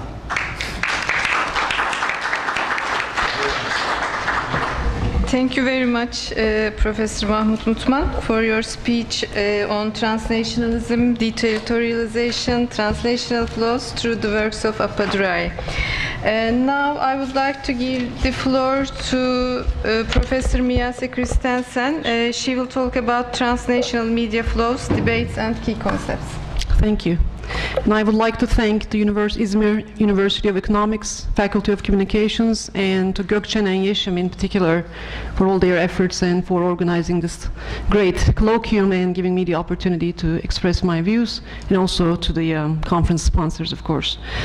I will talk about some key concepts and debates. I should have entitled my piece not key debates and concepts in relation to transnational media flows. And to be able to express my arguments precisely, I will read my talk, and to be able to stay within the time frame, I will speak as fast as I can. So apologies for that in advance. The period since the early 1980s, the past 2 decades in particular, are marked by the emergence of a multiple range of reformations, political, economic, and cultural, that did not fit within the conveniently narrow, monolithic scope of the national and the nation-state. Research and writing on these shifts have amounted to a large body of scholarship, part of which was empirically based, sharp and inspiring, and the rest of speculative, even spurious nature in humanities and social sciences. 2 major interlinked culprits were identified as the forces yielding such significant changes in all spheres of cultural, economic, and political life. First, globalization and a multivalent variety of material and symbolic denationalization processes therein, which reached a peak in the aftermath of the fall of the Berlin Wall, of course. And second, the industry-pushed boost in the technological environment, making digital and digitalization academic and everyday buzzwords. In addition to the growing centrality of media and communication technologies in everyday life, and I'm talking about them in a mundane sense here, the developments and events within the last 2 decades reinforced the political and cultural significance of media in all spheres of life, prompting various theoretical and paradigmatic responses and reflexes in media and communication studies. Global versus local and hybrid, death of the nation state, death of geography, end of history, deterritorialization of identity and culture, amongst other things, placeless space, avatars, proxy selves were only some of the concepts around which fundamental debates about, simply put, social change took shape. And the value of these concepts and constructs are debatable, of course. One major debate that characterized the field of media and communication studies during this time was the increasingly transborder nature of media flows or media product flows and mediated mobilities. Akin and parallel to the popularity terms such as globalization and global media enjoyed, we witnessed a significant increase in references to transnationalism, transnational, and transnational media. In fact, in discussing transnationalism, Gustavo Cano tracked this increase by conducting a count in the social science abstracts database. According to this, there was an enormous increase from a handful of pieces that appeared in social science journals in the late 1980s to 1,300 articles by 2003. and 2/3 of these pieces were published between 1998 and 2003. Any online search today would reveal thousands of publications, events, theses, dissertations on a diverse variety of aspects of transnationalism in disciplines such as anthropology, sociology, political science, geography, economics, law, and interdisciplinary fields such as ethnic and racial studies, migration studies, international relations, business, gender studies, and of course in media and communication studies. As such, transnationalism provides a conceptual and contested plane to locate a whole range of transformations that we commonly and sometimes too readily attribute to globalization and media saturation. The questions that stare us in the eye are many and highly complex. For one, while talking about transnational media flows, we cannot escape the fundamental and deceptively simple questions of what exactly is it that are flowing, and what exactly do media signify? And how can we unpack the ever-elusive notion of media?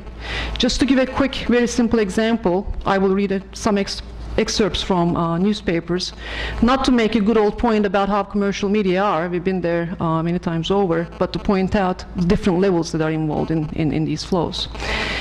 And I quote this from a Turkish daily. With new stores opened in Iraq, Libya, Saudi Arabia, and the United Arab Emirates, Mavi Jeans general manager Cüneyt Yavuz explains that popular Turkish television shows have had a positive influence in increasing their regional sales, end quote.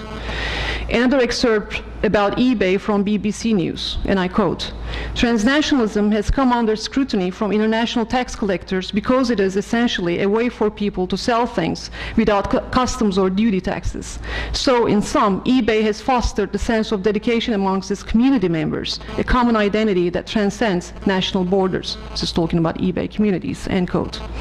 And a last quote again from BBC News regarding the Mohammed cartoons, and I quote, "The raw order of the Danish cartoons would probably have remained a local dispute between some Muslims and a Danish newspaper had it not been for three factors. One, the rise of violent political Islam. Two, America's war on terror. And three, modern transnational media," end quote. So the media have many meanings, signify multiple things, even at the cost of sometimes just stating the obvious and the simple. The use of the term requires tirelessly and critically unpacking and excavating, even if sometimes what we find is mundane and the already known. Very recently, in Migration and New Media, Transnational Families and Polymedia, Daniel Miller and his co-author suggest that they came up with the term polymedia, because they felt media as a term was now falling short of connoting the multiplicity of meanings inherent in what we call the media. During a recent chat, when I saw them, when I asked to further explain why did they feel the need to come up with yet another term, they further explained, are iPhone apps or YouTube, for instance, media or technology or interface or all? That's why we prefer to call the plethora of what we call media polymedia. Going back to the above newspaper quotes, however, the complexity inherent in the question of what are the media goes much beyond the difficulty of explaining what are the facts the term covers. The quotes reveal how the political, economic, and cultural aspects are not only truly intertwined, and that wouldn't be at all saying anything new, we reached that point a long time ago, but how that intertwinedness is yielding highly complex levels and forms of both change and continuity, mobility and fixity, and as a result, how greatly challenging our task becomes in our efforts to devise theoretical, conceptual, and methodological tools which are not merely adequate, but sharp and insightful. The same level of complexity, if not more, applies to transnationalism and transborder flows as well. Obviously, on the basis of the above examples, such flows create communities, as in the case of eBay communities. They sell jeans, as in the case of Mavi Jeans, and they result in what I would call scalar transcendence in talking about scale, by way of turning local conflicts into global ones, and at times vice versa, as in the case of Danish Mohammed cartoons. The concepts and questions that constitute the core of this colloquium are not unique to media and communication studies. And media and communication studies itself is highly interdisciplinary in nature. Similar debates have taken place and continue to be explored in other humanities and social sciences disciplines, such as geography, political science, anthropology, sociology, to name but few, and great studies were produced in those disciplines, which were also inspiring for media and communication studies. The purpose of my talk today is to provide, from a media and communication studies perspective, however, a discussion in relation to the role and significance of concepts and related paradigms such as transnational, transnationalism, and transnational media. In doing so, I will try to touch upon at least some aspects of key questions such as what are we to make of transnationalism and media flows? In what kinds of paradigmatic frames are we to place them to make sense of the transformations we have been experiencing over the few decades? In what ways has media and communication studies responded to these developments, and in what ways did we succeed and where did we fail? Needless to say, posing such questions is just like opening a can of worms. And it is absolutely impossible to do them justice in just half an hour. We can only scratch the surface, and as I attempt to scratch the surface, I will try to link these and related questions to some current debates in our field, namely mediatization as an analytic gateway, mediatization in the sense of saturation of every aspect of life with media. And the question of cosmopolitanism, which has gained popularity, again, due primarily to the increase in interconnectivity and trans-border mediated encounters. And in some veins of media and communication research, cosmopolitanism is often wrongly conflated with transnationalism, in the sense of the more transnational the flows, the more cosmopolitan we become, which is problematic, of course. And therefore, my inclusion of the question of cosmopolitanism in my talk in relation to media flows and where we stand in media and communication studies. Such debates, in my view, have high relevance in relation to the overall scope of this colloquium, and they tap directly or indirectly into some of the issues and questions that will be addressed throughout today during the colloquium. But before I get back to the core issues we have on our agenda today, that is the first two questions, which are what are we to make of transnationalism and media flows, in what kind of paradigmatic frames are we to place them, and before I discuss what I personally see as fruitful entry points and promising perspectives in approaching these questions, let me start with the last two questions.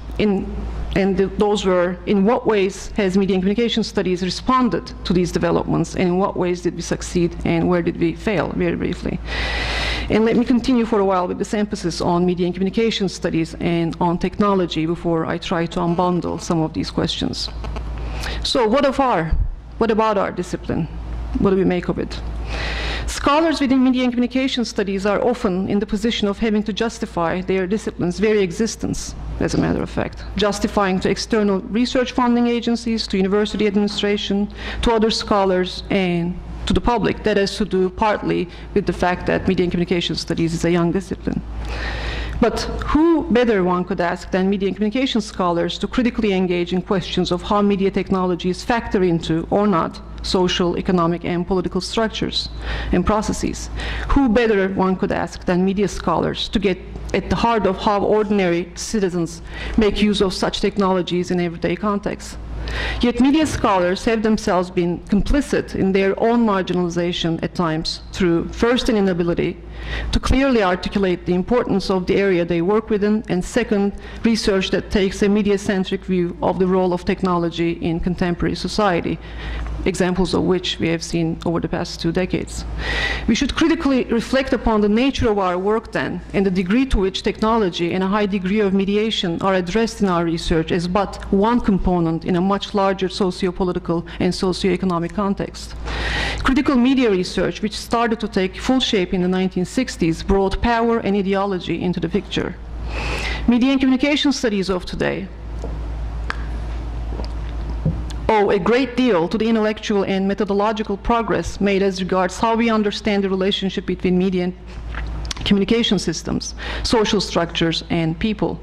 Critical research, on the whole, brought a specific outlook, a moral dimension, and theoretical character to media and communication studies.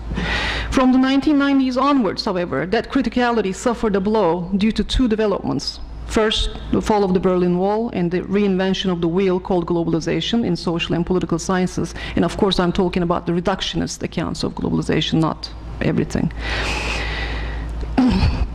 In the grand rhetoric of globalization, or what we call network capitalism, too much has been made of the disappearance of place, globalizing mobility, and deterritorialization. Particularly so in the area labeled Internet studies, where many well-meaning but highly utopic accounts have been produced regarding the evening out of power hierarchies and gender imbalance through the use of media and communication technologies.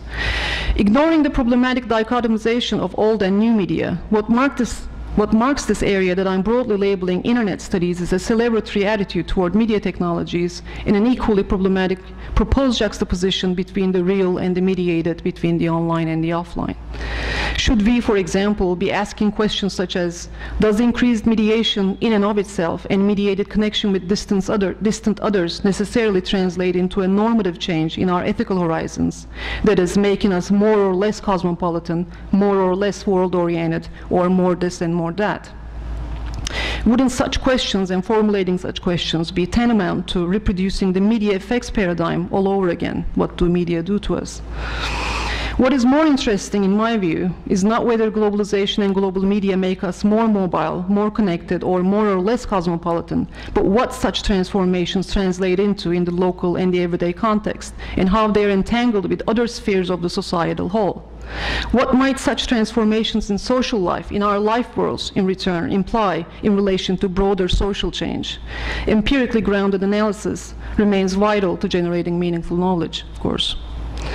This brings me back to the core of this presentation. Over the past decade, there has been a lot of talk and theorization about what is called mediatization. And more recently, I have been involved in those circles and debates. Some saw mediatization as a novel and promising analytic pathway to understand and scrutinize the growing centrality of media in all aspects of life. Some regarded it as yet another attempt to formulate a pathway whose value was questionable. Within the debate and amongst those who wrote about mediatization, there have been deep divides as to what exactly mediatization entails theoretically. Some, such as Stig Jarvard and others, regarded it as a single logic phenomenon. Others, such as Nick Coldry, Frederick Krotz, and Andreas Hepp, amongst others, pointed to the need to see it as a meta-process that has provided a useful framework to build upon. Mediatization, then, can be best described as a meta-process of re-embedding, whereby everyday practices and sense-making, as well as institutional and corporate acts and processes, are increasingly difficult to separate from the structures and operations of media institutions and technologies, thus transforming social life. This does not amount to suggesting a single media logic that is single-handedly transforming the whole of social space at once, which Coldry is also wary of in his critical assessment of the mediatization concept.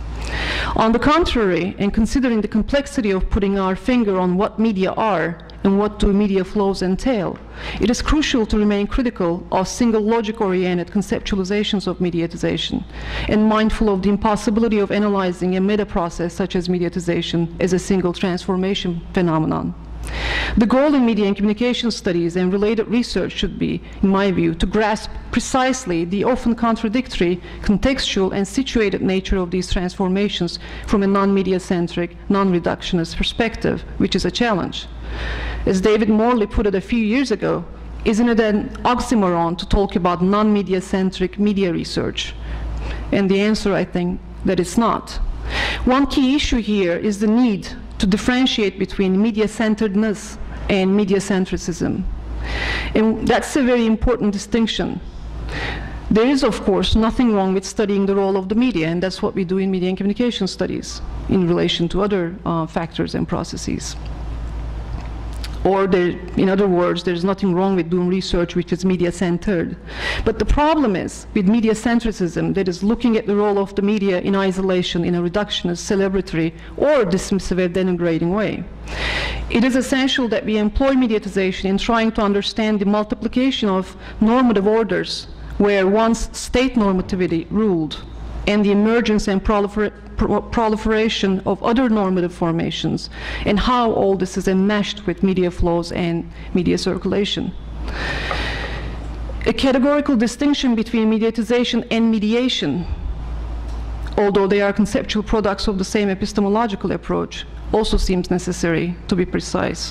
While mediatization refers to a sociocultural meta-process whereby various forms and texts and their flows and technologies and institutions of media assume a central role in all aspects of life from the everyday intimate to politics, I take mediation in a more spatially and temporally confined sense to signify the ongoing processes of connectivity, conveyance, and presentation and representation that integrate and disintegrate individuals, groups, institutions, and other entities. In this formulation, mediatization points to a long-term meta-process through which society as a whole, in particular ways and spaces, becomes increasingly saturated with and dependent on individually and collectively mediated capabilities of communication technologies. The current ontologies and cultural geographies of this simultaneous interconnection and encapsulation can be accurately captured from a mediatization framework. And again, if we place it alongside other meta-processes, not as a process in and of itself. While mediatization and globalization imply, on the one hand, the erosion of distinct boundaries dividing markets, states, civilizations, cultures, and not least of all the life worlds of different peoples, they also bring exclusivism and parochialism. I suggest that such a view of mediatization brings further into question, amongst others, three major and interrelated sets of contrasts of the modernist paradigm, which have been challenged, of course, by the globalization paradigm and earlier by postmodernist and post-structuralist accounts in various ways.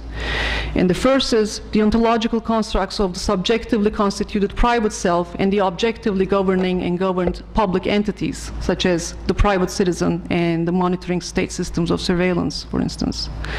Second, a linear understanding of history and a linear historicism, that is the we and thou and now and future of both descriptive and prescriptive discourses of modernist ethics, politics, and everyday morality. And third, which is the most relevant for, in terms of the topic of this colloquium, territorial exclusivity in reference to sovereign state or country A or country B and its media and culture, and spatial moral duality in the sense of this dichotomization of the universal and the local.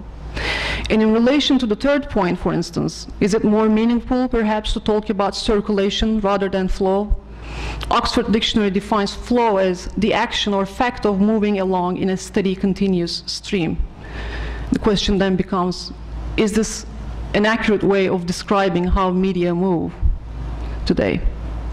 In trying to address how society is reacting under the new conditions and in the face of heightened mediatization, one increasingly common approach in media and communication studies, as well as neighboring disciplines, has been through cosmopolitanism. And this is the last point I would like to touch upon briefly. As noted, there has been a return to cosmopolitanism, both in cultural studies and political science, to account for a variety of developments and phenomena from multiculturalism and marginal communities to global social movements and environmental crisis. In the current global constellation, a number of factors have contributed to the renewed enthusiasm and for reinvigorated practical relevance of cosmopolitanism. The global political rhetoric in the aftermath of 9/11, the environmental crisis, the multiple financial meltdowns on the one hand, and an ever-increasing interconnectivity, which is one aspect of mediatization, of course, adjoined with a sense of shared global destiny on the other. Cosmopolitanism has a long history and different, often conflicting conceptualizations.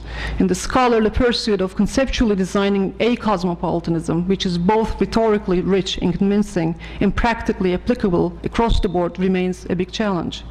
But what marks the contemporary cosmopolitan debate are the questions born out of escalating mediatization and intensified media flows or media circulation, closely linked to increased digitalization and individualization of media technologies, and the intertwining of technological connectivity and tradition. Lately, there has been a noted increase in the publications that address political and legal cosmopolitanisms. There is clearly a need for and a gap to be filled by critically oriented and empirically rich analyses that intervene in the debate and address cosmopolitanism as a social and cultural question from a media and communication studies point of view, and beyond versions of mediated cosmopolitanism which remain simplistic. And in such accounts, and I'm talking about mediated cosmopolitanism, transnationalism and cosmopolitanism are often conflated and often invoked in discursive frames of deterritorialization and placelessness.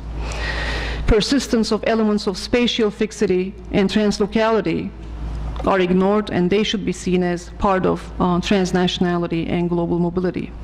In conclusion, it wouldn't be far-fetched to suggest that we have more or less reached a consensus point across humanities and social sciences that globalization is not one thing.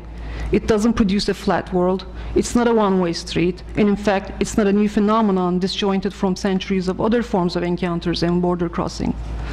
As Vertovec notes, just as transnationalism is a manifestation of globalization, its constituent processes and outcomes are multiple and messy too. And we should add, just as globalization has been approached in relation to its varied scales and forms, such as the macro dimensions and state and corporate actors, and the micro dimensions and non-state, non-corporate actors and everyday processes, there are many attempts to unpack transnationalism in a similar fashion, leading to similar binaries, sometimes false dichotomies, as well as intellectual richness, of course. While it would be a utopic vision to expect that every single piece of research covers everything under the sun, it's not unrealistic and unreasonable to expect theoretical and conceptual precision and methodological rigor in media and communication studies. When it comes to research on transnationalism, it is important to identify the scale, form, and constituents of the state or phenomena that we deem to be transnational in nature. And it is important to differentiate between transnational and translocal and not to dismiss the national framework. Although it remains true that we cannot think of the national and nation state in their singularity, it does not mean they do not matter anymore. And it's not meaningful to regard the nation state and global as mutually exclusive and opposing formations. In a relatively recent article, Thomas Hewland Erickson talks about the significance of complexity in research. He makes note of how complexity is the outcome of a way of looking at the world. Here, the aim of the resulting description is richness rather than parsimony. Complexity thus becomes the outcome of an imaginative and creative process, since the researcher is aware that a full description of a given phenomenon is impossible. Although I can certainly agree in a philosophical sense with the statement that a full description of a given phenomenon is indeed impossible, I also think we can certainly strive to ask hard questions and describe and analyze the picture as fully as possible. And media and communication studies certainly have the capacity, rooted in their transdisciplinarity, to produce socially and scholarly meaningful answers to complex social questions such as media flows and changing cultural geographies and responsible intellectualism. Thank you for listening.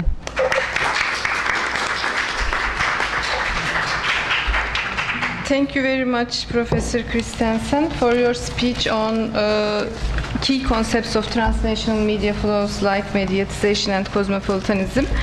And now, after all these three wonderful speeches, I'm sure there are many questions. Now we can take your questions for half an hour.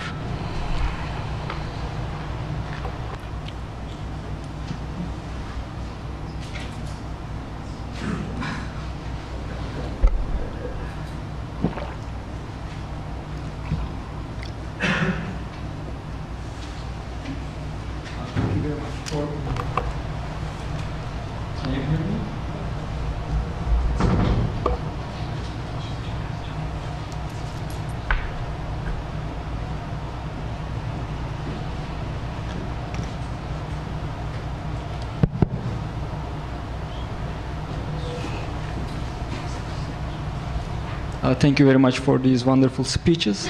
I have a special, particularly a question for Professor Keyman. Now, I'm not too much into the field of international politics and relations, so this is something new for me, what I listened from you. Now, while listening to your speech, I realized that the concept, the term of Arab Spring is now being used as a particular model of political and cultural transformation, which means that it is not only referring to what happened or what's happening in the Arab region in the recent years, but it is used like a kind of particular model of transformation. For instance, you mentioned an article, a newspaper article about do we need an Arab Spring in America, or you mentioned that in 1990s Turkey had its own Arab Spring in Turkey. So how would you like to define this term as a particular model of transformation regarding the political and cultural aspects of the issue? Thank you.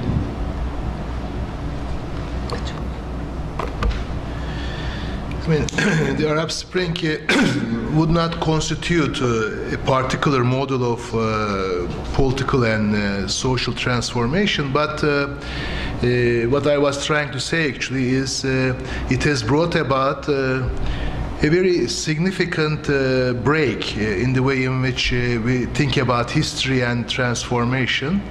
First, within the context of Orientalism, in which the Western subject is transformative, the Eastern subject is receptive, and in order for the Eastern subject to get modernized, to become modern, it has to follow the trajectory of the Western subject.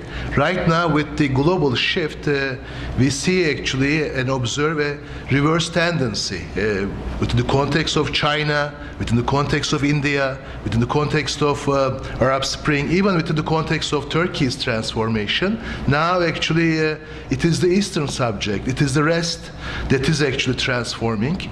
It is the rest that is making the history. It is the West, it is the rest that is actually creating something new. However, we should be actually a bit cautious in naming it as a model, because I mean, I didn't start with that, and maybe I should start with one of my guidelines and heroes, Antonio Gramsci, and his statement that the old is dying and the new cannot be born. In this kind of interregnum, a morbid occurrences happen. So as a matter of fact, right now we are actually facing that one. That definitely old is dying. And what is this old? Orientalism and Orientalist vision of history is dying. Occidentalism, Islamism is actually dying, and you see actually, if you look at the debates about the transformation of political Islam worldwide, you see that one actually. They are becoming more pragmatic. They are becoming more actually sort of negotiating in terms of power sharings, so on and so forth. And neoliberalism is dying, but with Arab Spring, definitely post-colonialism is dying, because it's an active subject. It is trying to create a transformation. But the reason why I talk about the uncertainties is we don't know what is going to be the new, what is going to come out of these things, and there are lots of ambiguities and uncertainties. And the reason why I actually talk about these two, because I was not a media person, and IR and Poli-Sci, and I had to do the actually introductory kind of lecture. And I think this type of analysis is extremely also important in the way in which we think about the Turkey's role. So Turkey should pay attention to these things. Like if you say model, then Turkey becomes model, then we have a big problem there. Or Arab Spring is model, the rest is winning, the West is dying. That's wrong.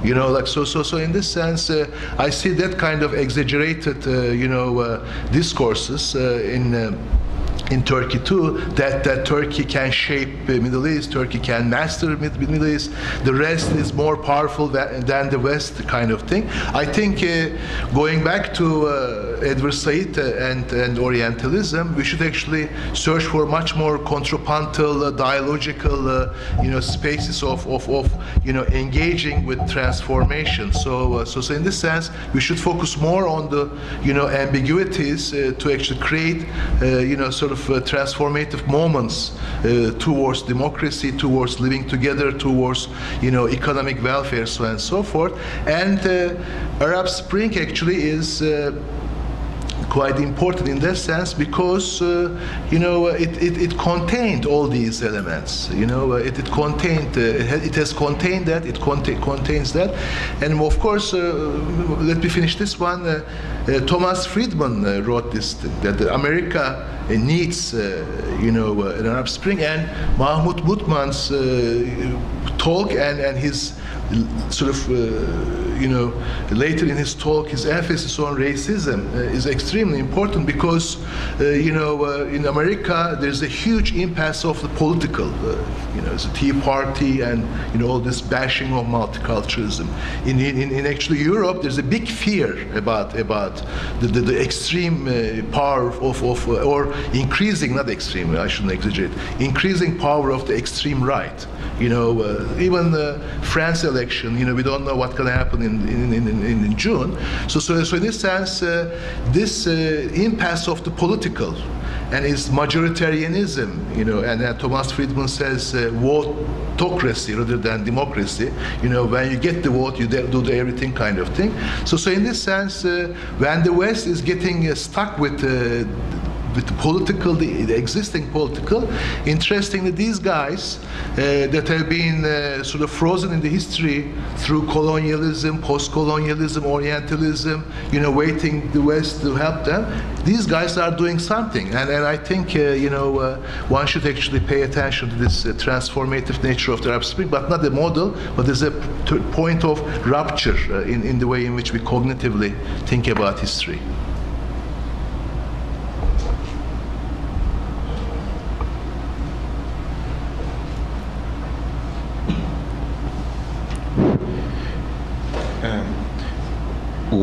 What we have seen in the Arab Spring, but not only in the Arab Spring, is the emergence of what we can call micromedia, Twitter, YouTube, blogs, Facebook, because we have this revolution from below, the possibility of the individual to create his own or her own content and disseminate it to the world. So we have seen similar phenomena in Europe, for instance, with the Indignados or the Occupy Wall Street and the pirate parties that have emerged in 60 countries already. And I would like a comment from all of you, because it seems to me that the emergence of micromedia is a major new phenomenon that changes mediatization in this decade in comparison to the kind of mediatization that we had in the past. And it seems to me that there are many contradictory phenomena. On the one hand, we have this internationalization, for instance, the emergence of movements very quickly on similar lines along different countries, like the pirate parties or the protest movements, etc. But at the same time, we have new fragmentations. For instance, there is a clear fragmentation depending on age.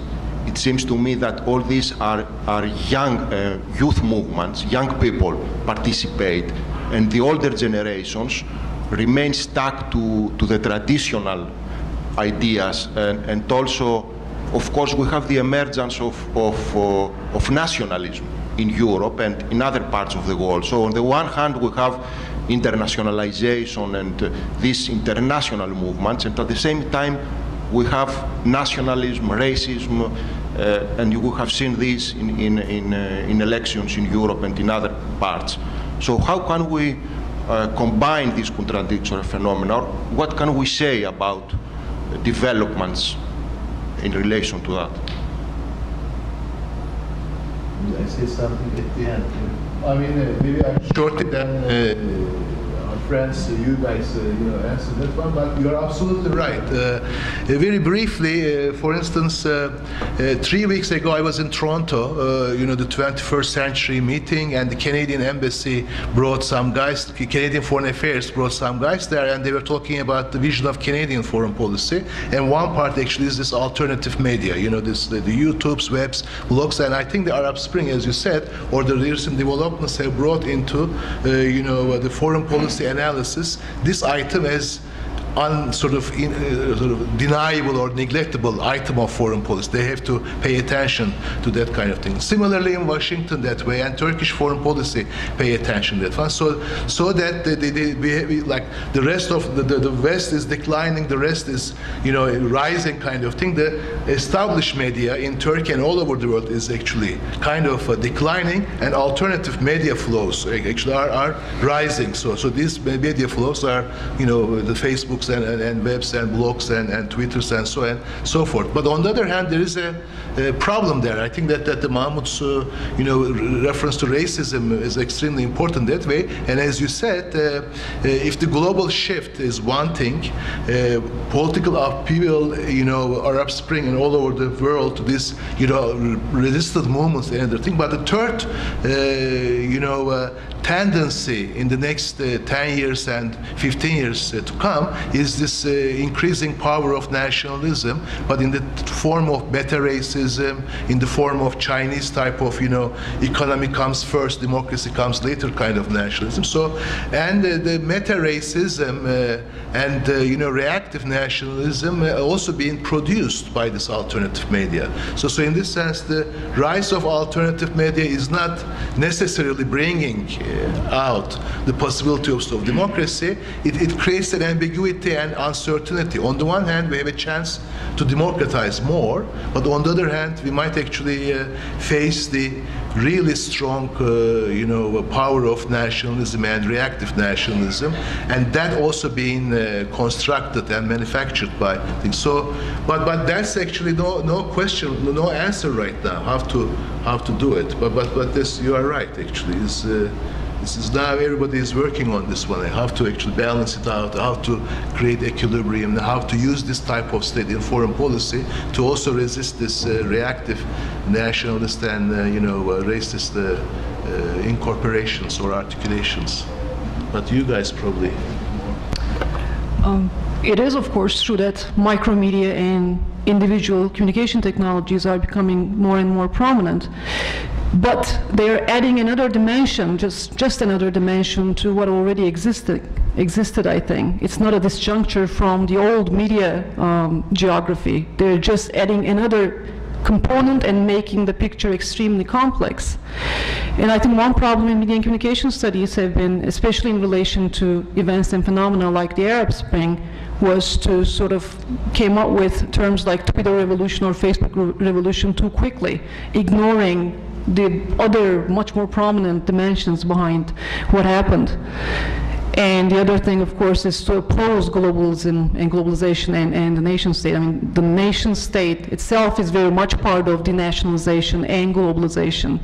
So, as I quoted from Wordovec, it does create messiness, and these things are all intertwined. And oftentimes, again, in criticizing media and communication studies, we saw sort of interconnectivity and encounter of cultures in a harmonious way due to interconnectivity through digital media. But the opposite is also true, of course. We also see parochialism, racism, and the rise of nationalism in many ways. But I think it is rather important not to see micromedia and individual media or digital media, whatever we might want to call it, as disjointed from older media. They do still matter very much, and I think it also matters a lot that we look at them in a context-specific basis. In some countries, some movements, some phenomena, some forms of media matter more than others, but it's not necessarily true across the board. We cannot, sort of superimpose one model to another. Professor, would you like to Okay, yeah. I mean, look, I don't have a theory of combining these things. I don't know. I mean, it's a crisis, right? So who could ever do that anyway? I mean, we find ourselves in the middle of this kind of situation which goes everywhere. That's precisely the thing.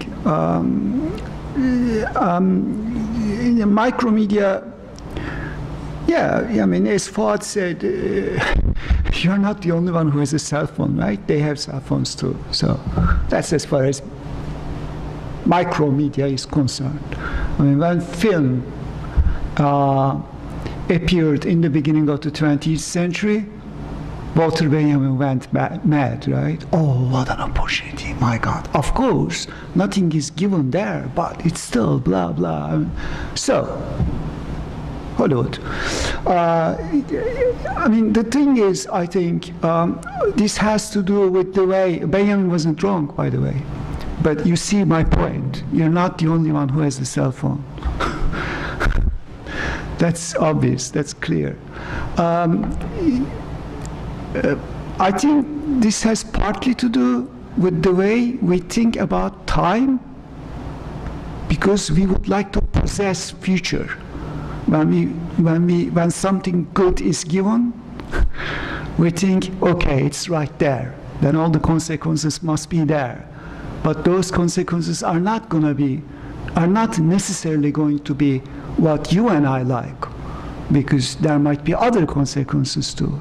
To go back to Fuat's quote from Gramsci,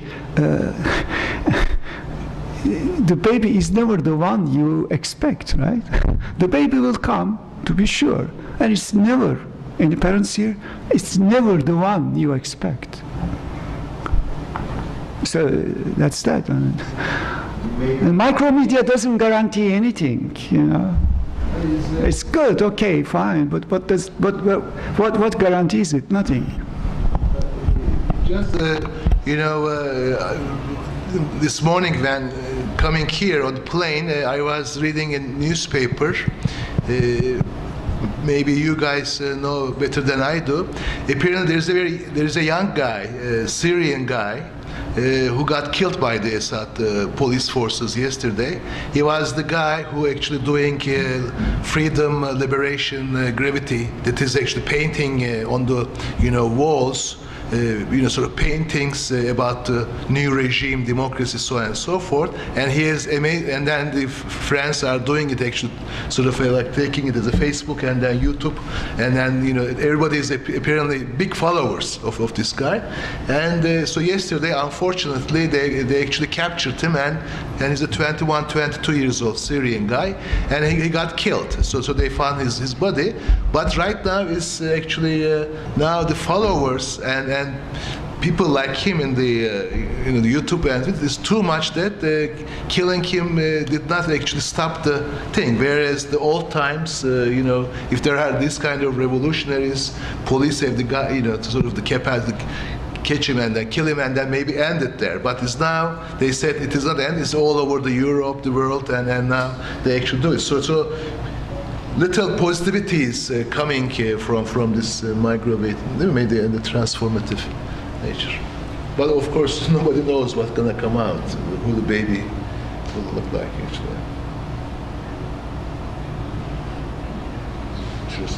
Yeah, thank you for the presentations. I thought they were very interesting, and I just want to try to talk about a common thread that I think all presentations were to some extent grappling with, which is at the heart, I think, the nature of modernity and the connection between what you call the West and the rest in this. But in the discussion, what I felt, something, I hate to be the kind of the party pooper about this, but I feel there's a lot of presentism in our discussions of contemporary politics and the role of media in contemporary politics.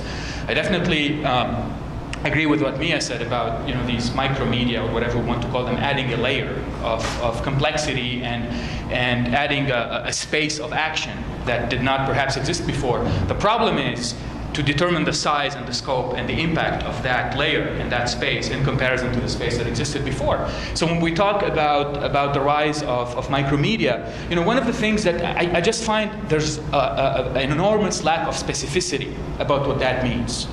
So if you were to read about the 1919 Egyptian revolution, you'll find exactly the same things happening with the new media of the day, being street theater and pamphlets, having the same kind of buzz, the same kind of in fact, even perhaps arguably more meaningful than what's going on today. So to say, beside the silliness about the Facebook revolution and the Twitter revolution, I think it's very important not to think that what's going on is new. The rise of nationalism, give me one decade in the 20th century that was not marked by the rise of nationalism.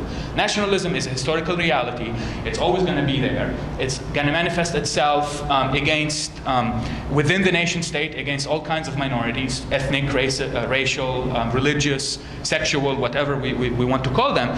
It's going to manifest itself against global forces. And in an environment where we have supranational forces and local forces acting, this is going to be the case. So one of the things that I'd like to try to figure out, I think the key to trying to figure out all of this is to say, okay, so what?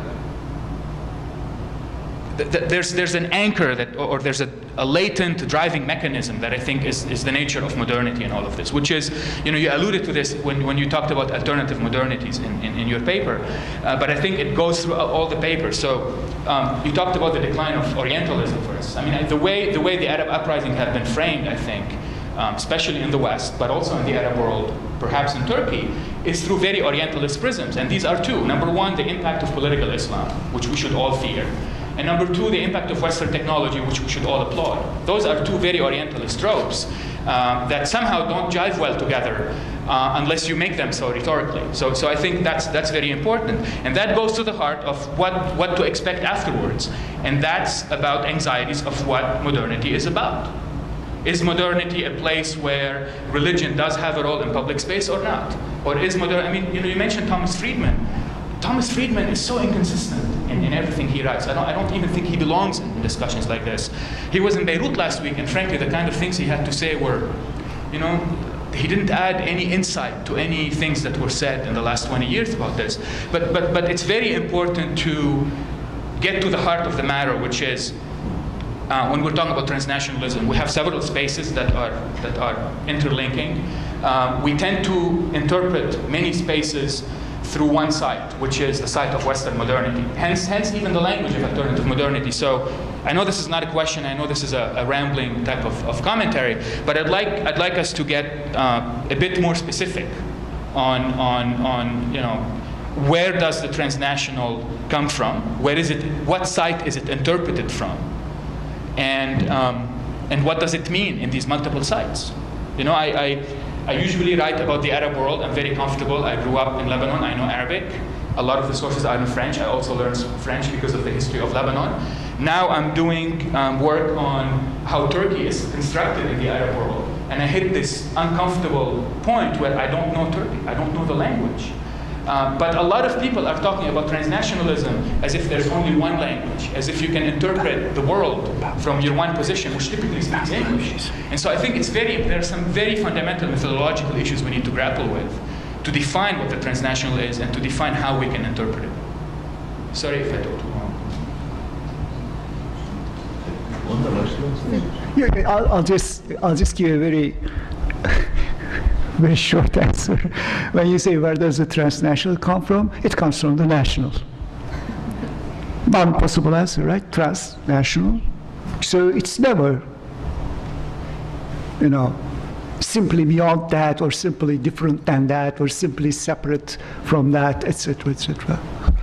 I know this goes against the wonderful desire here, but anyway, transnational, national. I appreciate the comment. I mean, you are right. I agree and disagree. You are right that one should not do presentism, and one should not exaggerate the present, and one should not actually undermine the power of Orientalism, Western modernity, and so on and so forth. But on the other hand, when you look at the futuristic work on in the years to come, sort of up to, of course, we never know how how history unfolds, but nevertheless, look at the data and look at the trends and so on and so forth. Right now, we could actually say a couple of things. For instance, the question is not whether or not there is global shift. There is global shift, and this shift will continue. But how to respond to global shift? So that actually is a big question. Secondly, in this global shift, we will actually face a very multipolar world in which either, for instance, Zbigniew Brzezinski's New World strategic vision, either transatlantic relations, America, Europe, Turkey and Russia maybe get together. For instance, he actually recommends the incorporation of into Europe, Turkey definitely, but strong anchor with Russia to equilibrium, to create an equilibrium with the East. So in this sense, multipolarity will be there. And as a matter of fact, people like Charles Kupchan, in his recent book, Nobody's World, maybe this world will be actually a nobody's world, in which actors, states like China, Russia, Brazil, even Turkey, one might interpret our foreign policy and some of the things that we find very arrogant in the speeches of the Prime Minister and the Foreign Affairs Minister. Maybe they actually, they might win, because if it is a nobody's world, then everybody is going to try to shape this world on the basis of its own interest, because there is not going to be a center. But also there will be a multi-modern world. So there is no actually, the disjuncture between westernization and modernization is too huge right now that everybody wants to be modern. Technology, nation state, like transnationalism, nation, transnationalism. But the debate actually is, that's why the culture, media, all of this become quite important, because the debate about the culture. China is nation state and highly free market. Turkey is nation state. Everybody is nation state and free market, but they don't want to be Western. So in this sense, it's going to be a multiple versions of modernity. So we could actually talk about this kind of trends without doing very much presentism. And the second thing that I actually agree with you is the decline of Orientalism should not be over-exaggerated. And you mentioned, for instance, the increasing fear about the political Islam. For instance, if you look at the Russian position on Syria, they very clearly state that they don't care about Assad, but they care about what comes after Assad. If this extremely Islamized Syria, they don't want it. Israel the same. They don't care about Assad, but they care about this. But of course, somebody like me could talk a lot with them that no, this is not the possibility. The political Islam is not going to be that strong. But it doesn't matter. That's the way that in their own interest they look at the situation. And also the use of the Western technology. As well. But on the other hand, I disagree in the sense that West is declining and Orientalism is declining because, again, maybe I refer to Mahmoud once again, they still look at what is happening in Arab Spring from a very Orientalist and modernist view of stability. Because if you are fear about political Islam, if you are fear about the use of these technologies and everything, in the name of stability, then of course you are in the specific discourse. Stability comes before change.